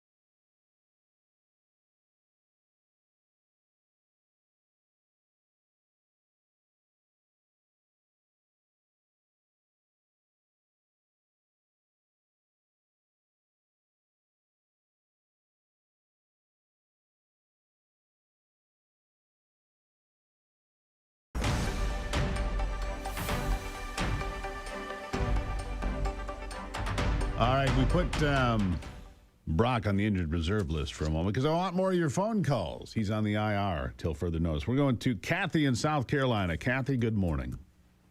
Good morning, Steve. How are you? I have a question. All right. All this stuff about investigating fraud and all that, and we know as people that deal with it that it's just rampant. Mm-hmm. No one is talking about how much it's costing us to investigate, find the fraud, and then how much it's going to cost to prosecute the fraud and put the people in prison or jail, whatever you want to call it. Yeah, another expense. It's a good point you make. Yes. It's an additional expense. $2 million on one. I don't have the exact numbers, but of one investigation of Trump before his impeachment. Yeah, great call, Kathy, because that's an expense people don't pay attention to. But here's my honest belief. I think that the cumulative fraud at the local, state, and federal level is north of $1 trillion annually. And how can it not be? You rack up billions in Minnesota, billions in California, billions in Maine, and the red states too. Like we were just told, $1.2 billion in South Dakota, and that's probably just the beginning there as well. It's not just blue states; it's red states. It's across the board. Yeah. Let me get one more before we go to break. Dave in Pennsylvania. Dave, how are you? Good, Steve. Good morning. Good morning. Go quick. Ivy is a welcome addition. I love your show. Try to get to it every day. Thank my you. comment is on Congress's double shuffle, barefaced. We're not going to get paid. We're putting this money in escrow. These people can afford.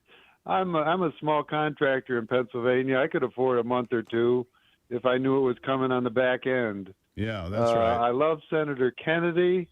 I love his wit, his Will Rogers, Mark Twain wit. Yeah, I do too. Me too.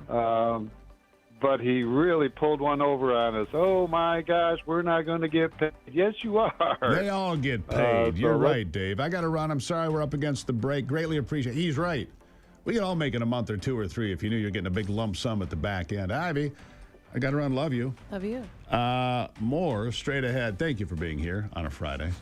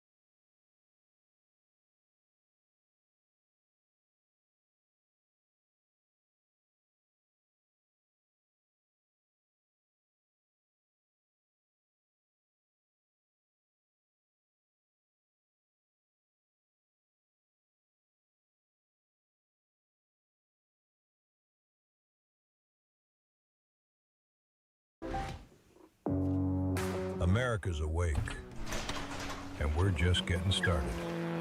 The headlines that matter, the stories they won't tell you, and the voices fighting to be heard.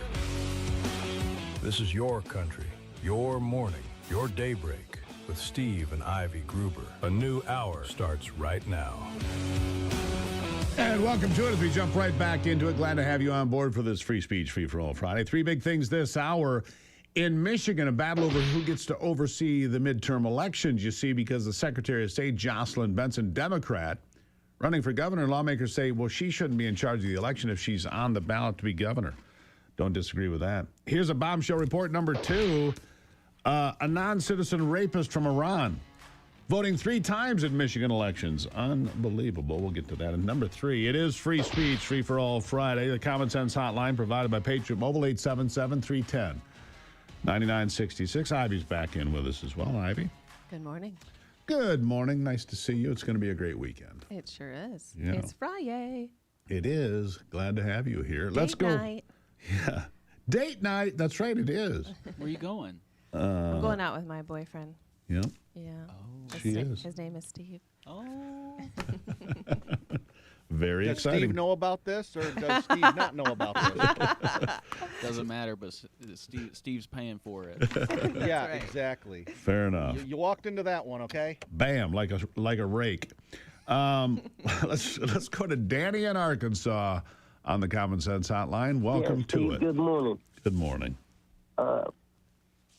You know, in that funny, the election midterms are coming up, and this virus comes up like COVID. So we just start calling this the Democrats' election infections. Election infection. Yeah, we had somebody else call about that earlier, but you're right. She said, I have figured out the cause of these viruses and these outbreaks. It's caused by elections. The election infection. It's not like the hantavirus hasn't been around for years and Forever. years and years.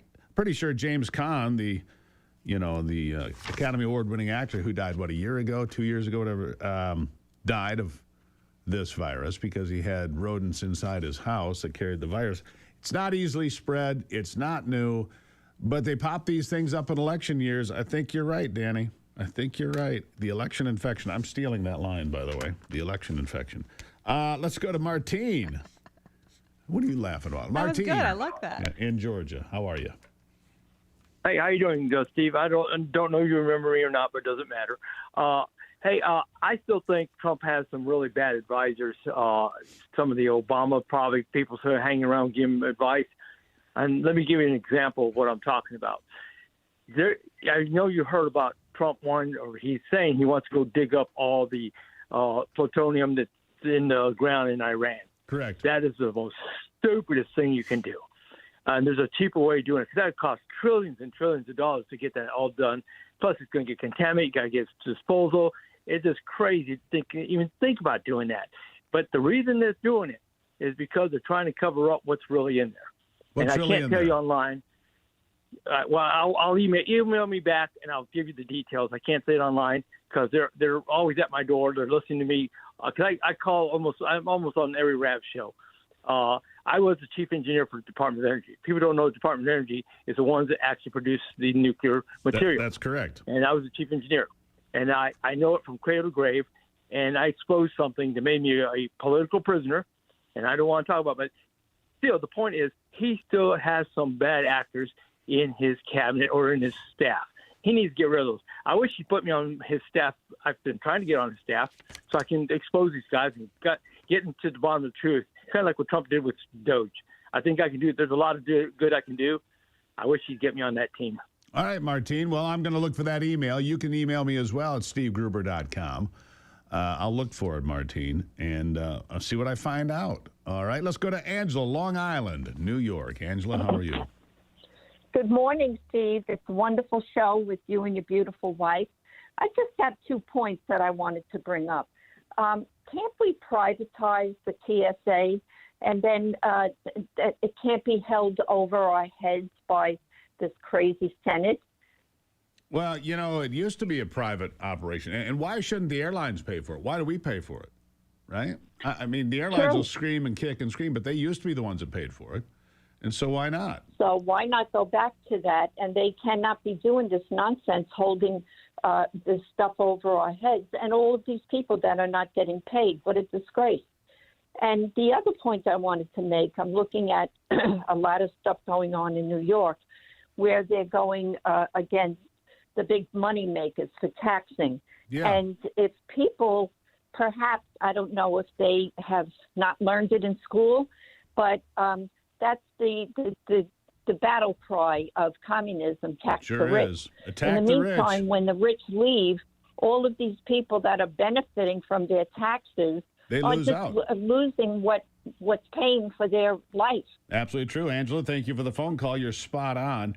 Yeah, I don't know if you saw this, Ivy, but a week or two ago, Ma'am Donnie's out there in front of Ken Griffin's penthouse. I think he owns Citadel. And, we're going to tax this guy, and we're going to make sure. And they pay their fair share. you know what he did? You know what Ken did? He said, I'll see you in Miami. I'm out of here. Yeah, I'm out of here. Oh, of course they would do Keep that. it. I don't care. See you later. Yeah. And that's what's happening in Seattle with that crazy mayor, in Chicago with that crazy mayor, in New York The with that mass crazy. exodus of people moving their businesses, their big companies out of those states. Right. Why go there, create wealth, create jobs, create opportunity to get abused? No thanks. They right. said no thanks. All right. No one ever let's- considers the taxes of the employees and Right. things like that. The revenue generated by you have 100 employees or 1,000 or 10,000, all that money gets generated. Well, he right. doesn't pay any taxes. He's got 10,000 employees, all contributing because of what he built. That's right. Sam is in Texas today. Sam, welcome to the program. What do you think, Ivy? Yes or no? Mayday, mayday. Sam, are you there? There you are. Hello? Go ahead. Can you hear me? Yes, sir. Yes, sir. Joe, I mean. All right, there's the problem. Hold on. Can't hear you. Just put him back on hold, Brock. See if Yep, you can I'll put him on rectify hold. that situation. We'll go to Herman in Pennsylvania while we figure out Sam. Herman, how are you? Good morning, Ivy and Steve. How are you doing today? Excellent. Thank you. Thank you. Lovely. Good. I've got a couple things here. One is with all the fraud going on, all the stuff that the government is spending on these fraudulent things, and then wanting to cut off the money to the old parts, the people who have retired. Right. How is that right? Why couldn't they take the fraudulent money and put it towards the old people? Point one. All right. And point two is, do you ever answer your snail mail? Oh yeah. Did you send me? And can you keep me on, because I don't have any way of hearing your reply without the phone. Oh, all right. Well, did you send me you sent me an old school letter? Yes, I did, several. I don't know where they're going. I tell you what. Hold on the line. I'll make sure you get our post office box. I don't know where you're sending it, so you can send us a letter because I don't know where you'd be sending it because I don't normally give that out. But if you hold with Brock, I'll make sure you get our post office box. So hold on, Herman. We'll take a break right there. It's Free Speech, Free for All Friday. Ivy, we're going to excuse you from class for a moment as I bring in the most beautiful, most accomplished, most talented lawyer in the history of lawyers, Steve Doolin. I hate to push you aside for Doolin, but I got to do it, hon. I understand. All right. See you in a minute. We'll be right back. Eating for your love, Steve.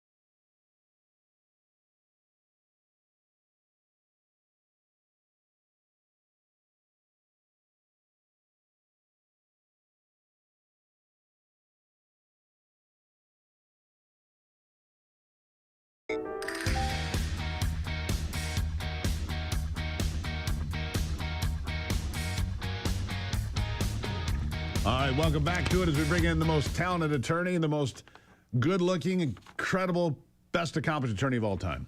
Steve Doolin, everybody. There it is. Well, see, now, Ivy was here a minute ago, so now everybody knows you're lying about choosing me because I'm good looking. Yeah, well, we all have our crosses to bear. I'll tell you that, Doolin. I want to ask you about Harmeet Dillon, because you mentioned to me in the break that the Department of Justice, there's a new captain on the ship, and it means that things are changing, and you think for the better. Tell me, you've met her, you know her a little bit. Tell me about why this is such an important change. Yeah, I mean, it was a brief meeting, but a really great presentation at the NRA National Firearms Law Seminar at the NRA annual meetings just last month. And the new Second Amendment section at the Department of Justice is a tectonic shift. It's a complete 180-degree change in terms of the direction the federal government is going, the federal lawyers are going in terms of the Second Amendment. Justice Thomas wrote in a couple of opinions within the last 10 years, 15 years, I guess now, about the Second Amendment not being a second-class right, and it's finally being treated with the other constitutional rights in the Bill of Rights. In terms of civil rights, the Department of Justice is using the same techniques to protect the Second Amendment as have been used to protect the other amendments and protect things like fair housing. And so we now have a Department of Justice who takes gun rights seriously. Go ahead. And that brings me back to, a couple of these states, Rhode Island most recently, coming out and going after a whole category of a whole slew of guns that are commonly used.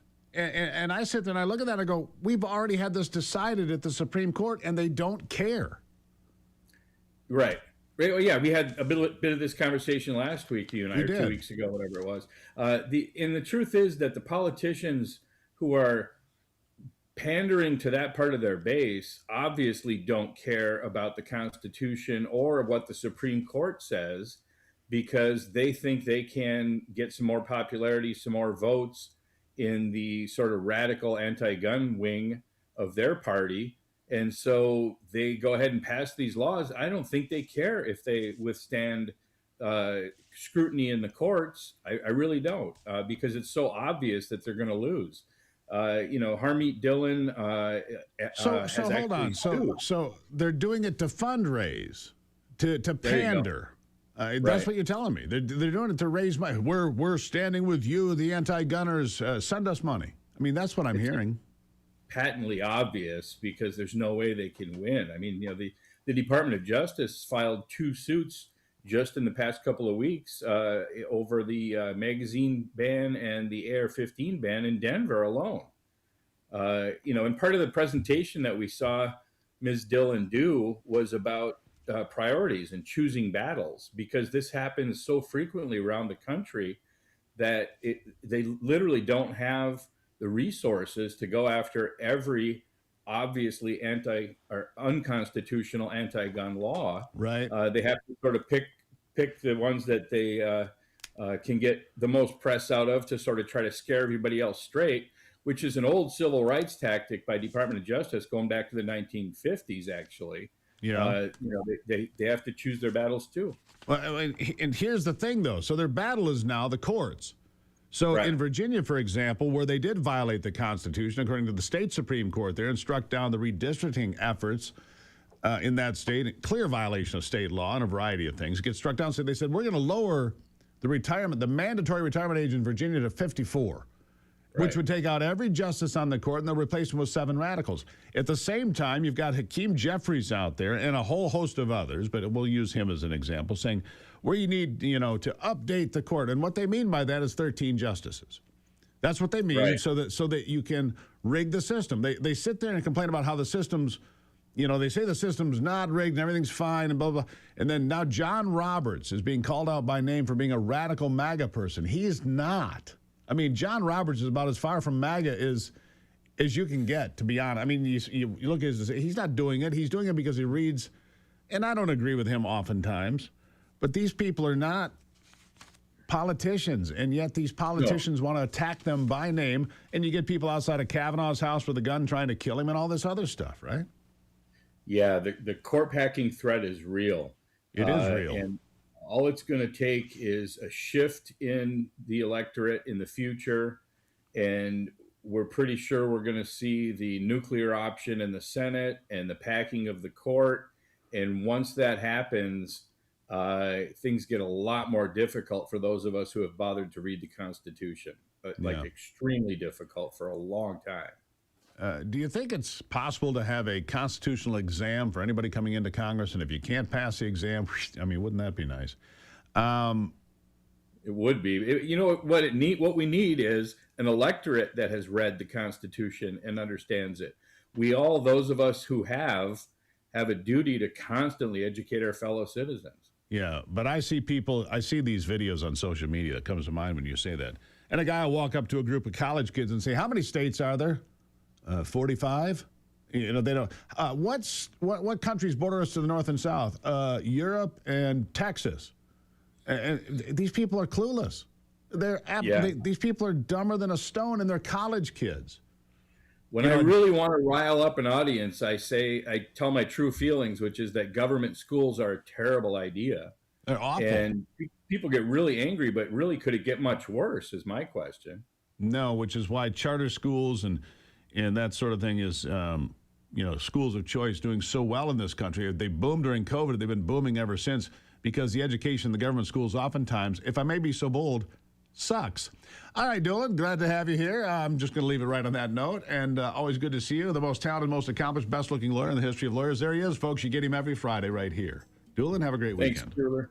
Yes, Don't forget to apologize to Ivy for me. I won't. Yeah, he goes, you kicked me out or kicked her out for me? Yeah, well, you know.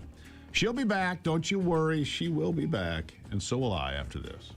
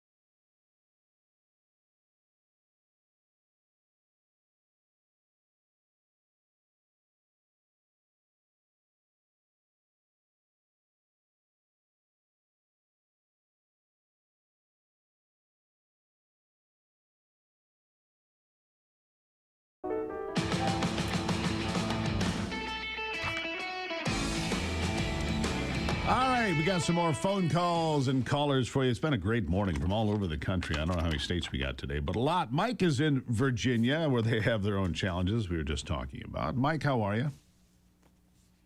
Well, I'm still living in what used to be Virginia. Well, yeah, the state formerly known as Virginia. Yeah, anyhow. What's on your mind? Well, earlier we were talking about how Fauci should be called before Congress and put under oath and then say you have a pardon, so you have to tell us the truth. That's just another version of what's called truth and reconciliation hearings. And I'm all for that, but we got to do it on a much wider basis. You have to basically say there is no presumption of innocence anymore. You can tell us all the terrible things you've done, and we're not going to put you in prison for it, but you have to tell us the truth. Otherwise, you can get yourself in more and more trouble. And that sort of way of going about unwinding what's happened to us over the last 50 years needs to be embraced by people that want this to be right. Would that appease the serfs, though, the rest of us out here? Because if he says, I did all of these things, but I agreed that you wouldn't punish me for it. I don't know if that, really would fly, Mike. No, I'm saying we're never going to get this whole thing fixed that we're in the first place. Catherine Austin Fitts says there's a second set of books where the government's paying itself $50 trillion off book to run all the military-industrial complex stuff we're not allowed to know about. Our financial system is being picked apart, essentially. We're all true. Everybody's on the take. Yeah, all true. Yes? All true, Mike, all true. Thank you for the phone call. I like putting Fauci in there and getting him under oath. Let's get to Tatiana in New York. Tatiana, we got 1 minute, ma'am. Let's do it. Okay. Tatiana. Hello? Yeah, you got about 40 seconds. Good morning. Good I would morning. like to talk about how we should fix education All to right. save this country for a future generation. From elementary schools all through college, because we have too many professors that should not teach here. True. But they come from communist and socialist countries. True. To actually ruin our youth, to indoctrinate, not educate. And a lot of them don't even speak English. Yeah. We need to clean up our act So in that's education, a Tatiana. problem. Yeah, it is a problem. You're exactly right. From New York to Michigan to California. No question about it. Thank you for the phone call. I'm sorry I didn't have much time because we had to hit a break here, but I appreciate you. It's Free Speech, Free for All Friday.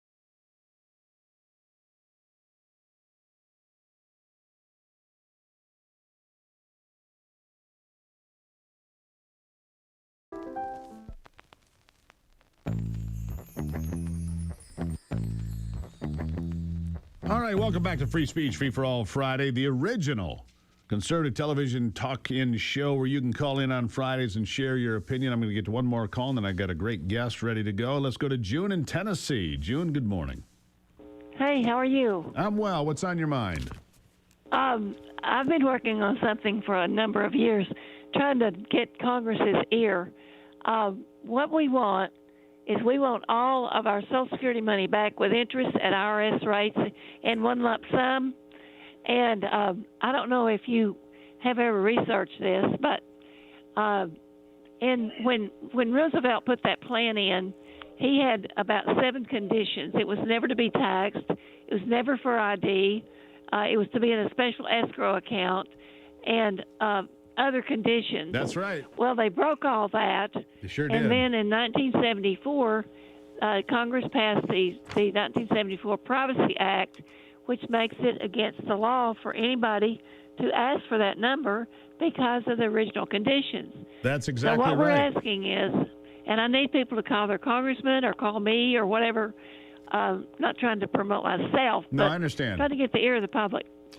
Send me an we want email. all Would our you, June? money back. Go to Beg your SteveGruber.com. pardon? Go to SteveGruber.com. Send me an email with your contact information. I want to talk more about this, but I got to get to my guest. So what you're saying is exactly right. Franklin Roosevelt said it would never be taxed. You could never use the Social Security number as an ID, ever. Well, that all got shuffled under. Maybe that's why we should have a constitutional convention. You see how I did that? Mark Meckler is the president of Convention of States Action. He'd like to see that happen. Mark, welcome back to the program. Hey, Steve, how are you? A lot of concerns out there for people, right? And a Convention of States, which I used to be not a fan of. Well, Mark, I've warmed up to it over time. As you know, I've become more of a believer in what you're doing. So tell the folks what you're doing. Look, the idea of calling a Convention of States isn't something new. It's in the Constitution. Article 5 gives us the power as citizens working through our states to call a state-based convention to propose amendments to the Constitution to restrain the federal government. Your last caller mentioned something. We've now breached what Roosevelt said Social Security was going to be about and how it would work. The federal government is not going to change it the way she wanted. She's not going to get the ear of Congress because they don't want to give up control of that. They don't want to give us our money back. We can do that by calling a Convention of States and imposing that restriction on the federal government through an amendment. So it's a great example of why we need a Convention of States, things like that and a balanced budget amendment, term limits, spending caps.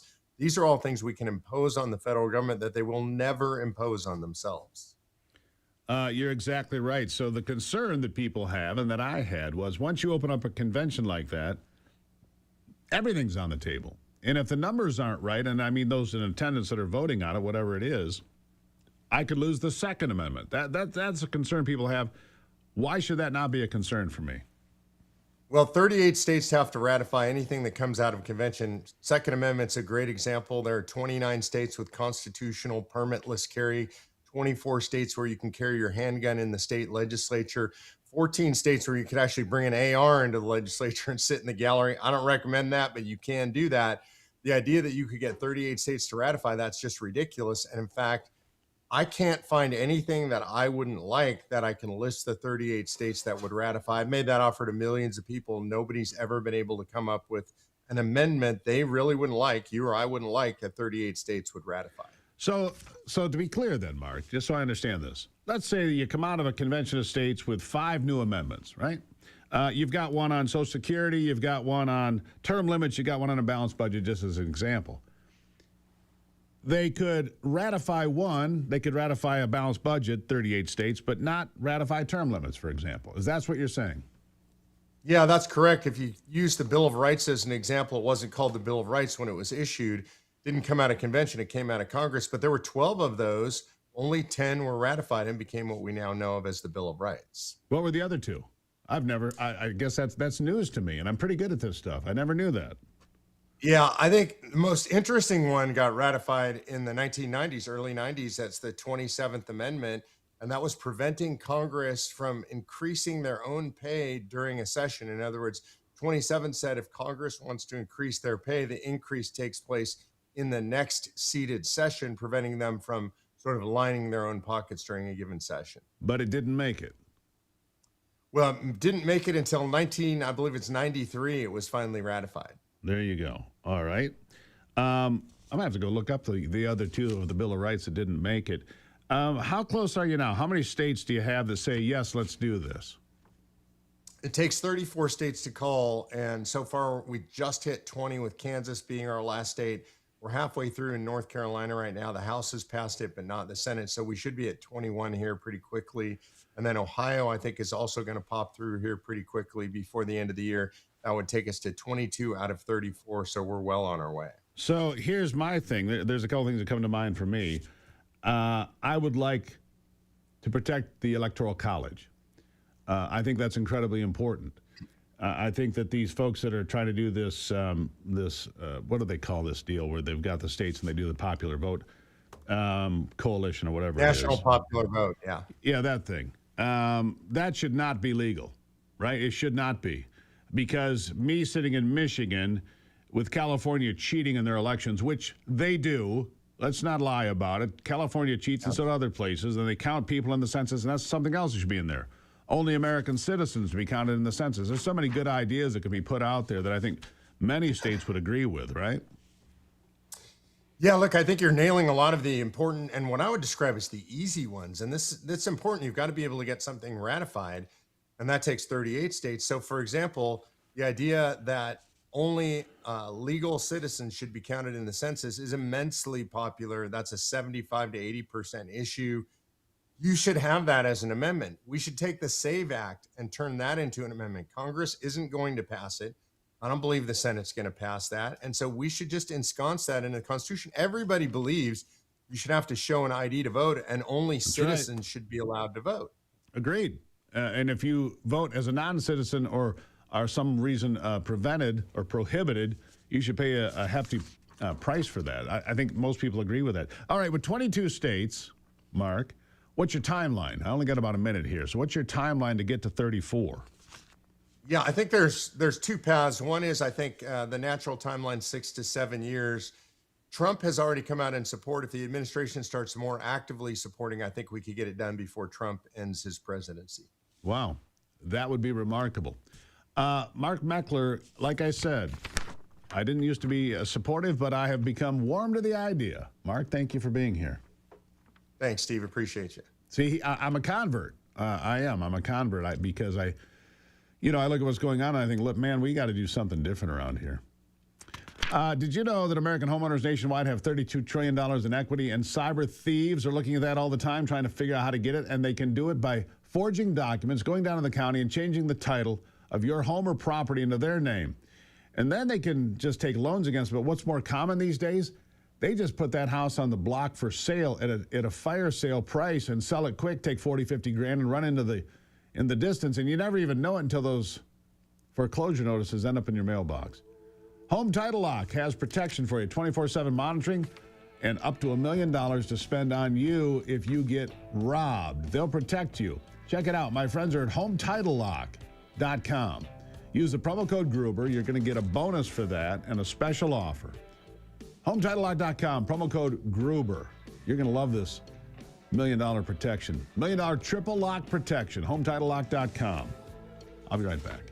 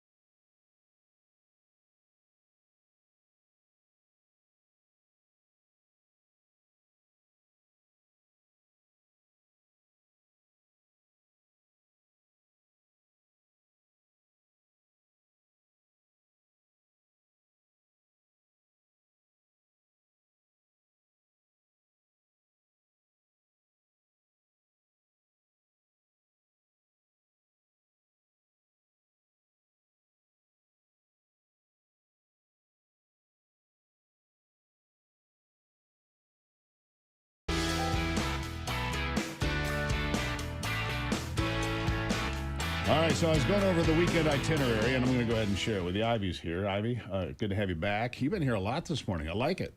Me too. I like it. So the itinerary for the weekend, boy, we know how to have fun. We're going to clean the garage. You know, winter is hell on a garage because it's snowing and it's blowing. You're like, just put it in the garage.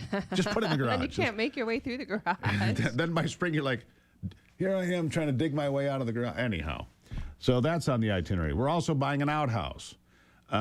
Because I get kicked out of the house. For Steve's pleasure. Yeah, I'm getting. Actually, it's for a hunting property. That's true. And I only use it, a handful of times a year, but it's worth every penny. And the outhouse that I've had for years is finally fallen into disrepair beyond salvage. Maybe you just found the use of your, flamethrower. There it is, flamethrower on the outhouse. I like it. Also, we're going to be planting. Prayer request. A prayer request. As Ivy's filming, gonna need to suit up. And She'll be in one of those hazmat suits, top to bottom. Like a fire suit. I know what you mean. Yeah. We're also this weekend. It's tomatoes and peppers. It's going to be 82 or 3 degrees tomorrow. But the funny thing is, it's always a couple degrees warmer than it ever predicts. So it's always colder in the winter and warmer in the summer. I don't know. These apps are okay, but I really like our weather station that we have here in the house. Gives me accurate readings every day. Yeah, it's great. So busy weekend, but I like growing stuff. I'm going to try. I swear I'm going to get this potato thing right. I've gotten it right a couple times. We did it really well one year. And then, I think we just kind of planted them and then left them. And yeah, we got to do it well. at a different place, I think. Yeah. We'll see what happens with that. Anyhow. So I have a question. What do you think about? What are your thoughts on autonomous vehicles? Hate it. I like it, but I hate it. Okay, so here's autonomous gone wrong. Anthony played that for me. Here captured several of the self-driving cars just clogging up a neighborhood cul-de-sac. The people living in the Northwest Atlanta neighborhood say dozens end up circling their community. Channel 2 Steve Gelbach is on one street where they want the Waymos to stop.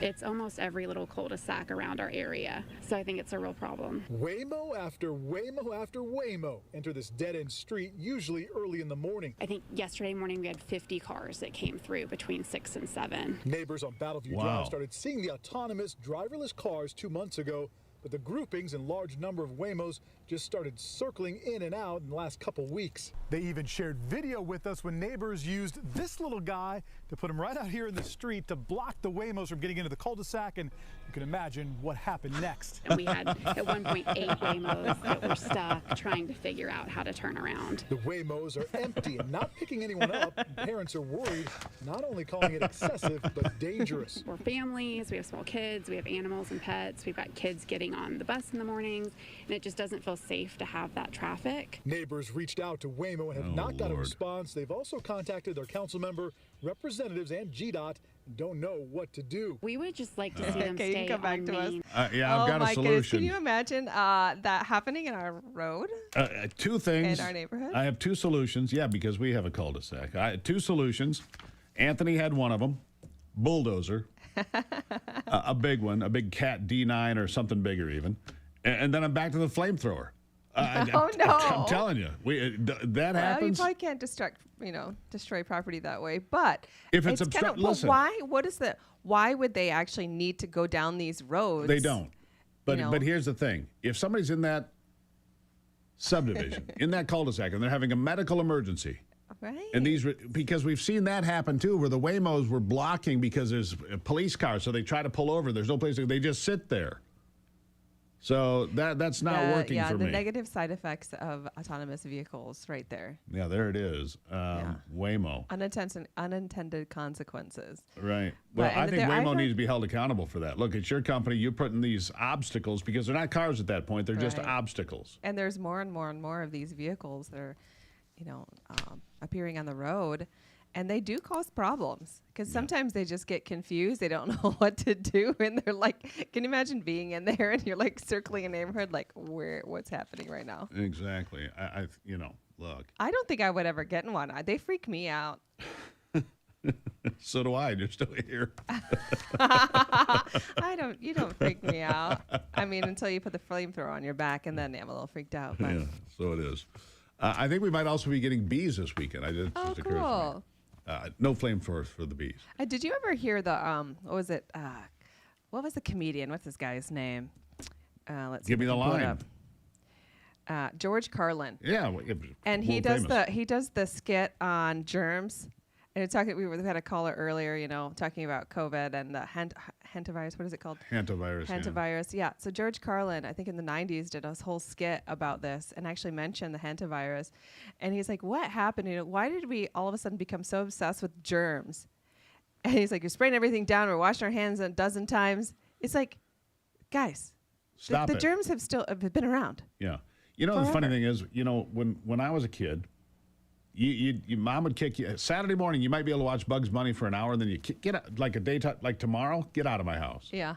Well, he says at the end of the skit there that he's like, people are going into the, lethal injection and they alcohol swab your arm beforehand. It's like, for what purpose? Yeah, exactly. Anyhow, not that I am in agreement with my that. point but- about that is we would go get knee deep in the creek. We'd go get dirt under our fingernails. Yeah, that's what builds your immune system. Sometimes you go, try to build something mechanical, so you're covered in grease because you're trying to turn your lawnmower into some sort of race car. That's what kids did back then because we had imaginations, right? And we didn't have to because you didn't have to be instantly, gratified by this stupid that's machine right. in your hand. That's exactly. You actually had to go figure out how to have fun. Exactly, because you know what? Boredom is part of life. At least it's supposed to be. You're not supposed to be entertained 24 hours a day. Exactly. Use your imagination. And so we got dirty, filthy, got in the creeks, got in the mud, went out and played with, oh, look, there's a dead possum, poke it with a stick or whatever. We did those things, You still right? do that as an adult. I think that's interesting. Exactly. Like, look at that dead thing in the road. Yeah, I do that. Okay, Steve. Here he comes with a dead mink. And then I open up the freezer. I'm like, ah! My word, what the heck, Steve? Can we put it in a bag? Just sitting there like, "Rrr." The best one, though, was the 6-foot black snake. What? Yeah, I did that. Scared the daylights out of my daughter. She opened up. Ah! Don't worry, it's dead. I have stories regarding that, but we don't have time right now. I'm a roadkill inspector. I am. I admit it, Ivy. Love you. Love you.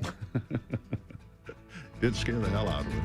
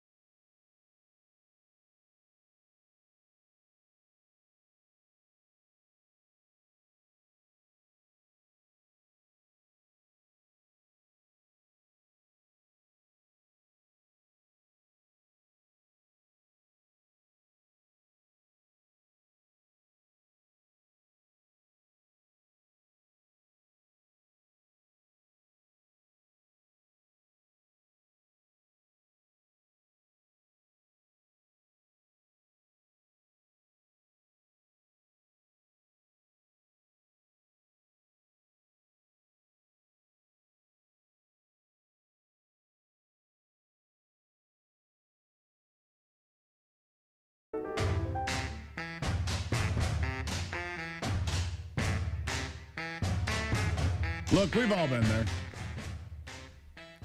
You've been there. I know Brother Shane's been there. A bunch of times. A bunch of times. Anthony's been there. Yep. Oh, my God, he's going to talk about it, Ivy says. Years ago, I think. Yeah.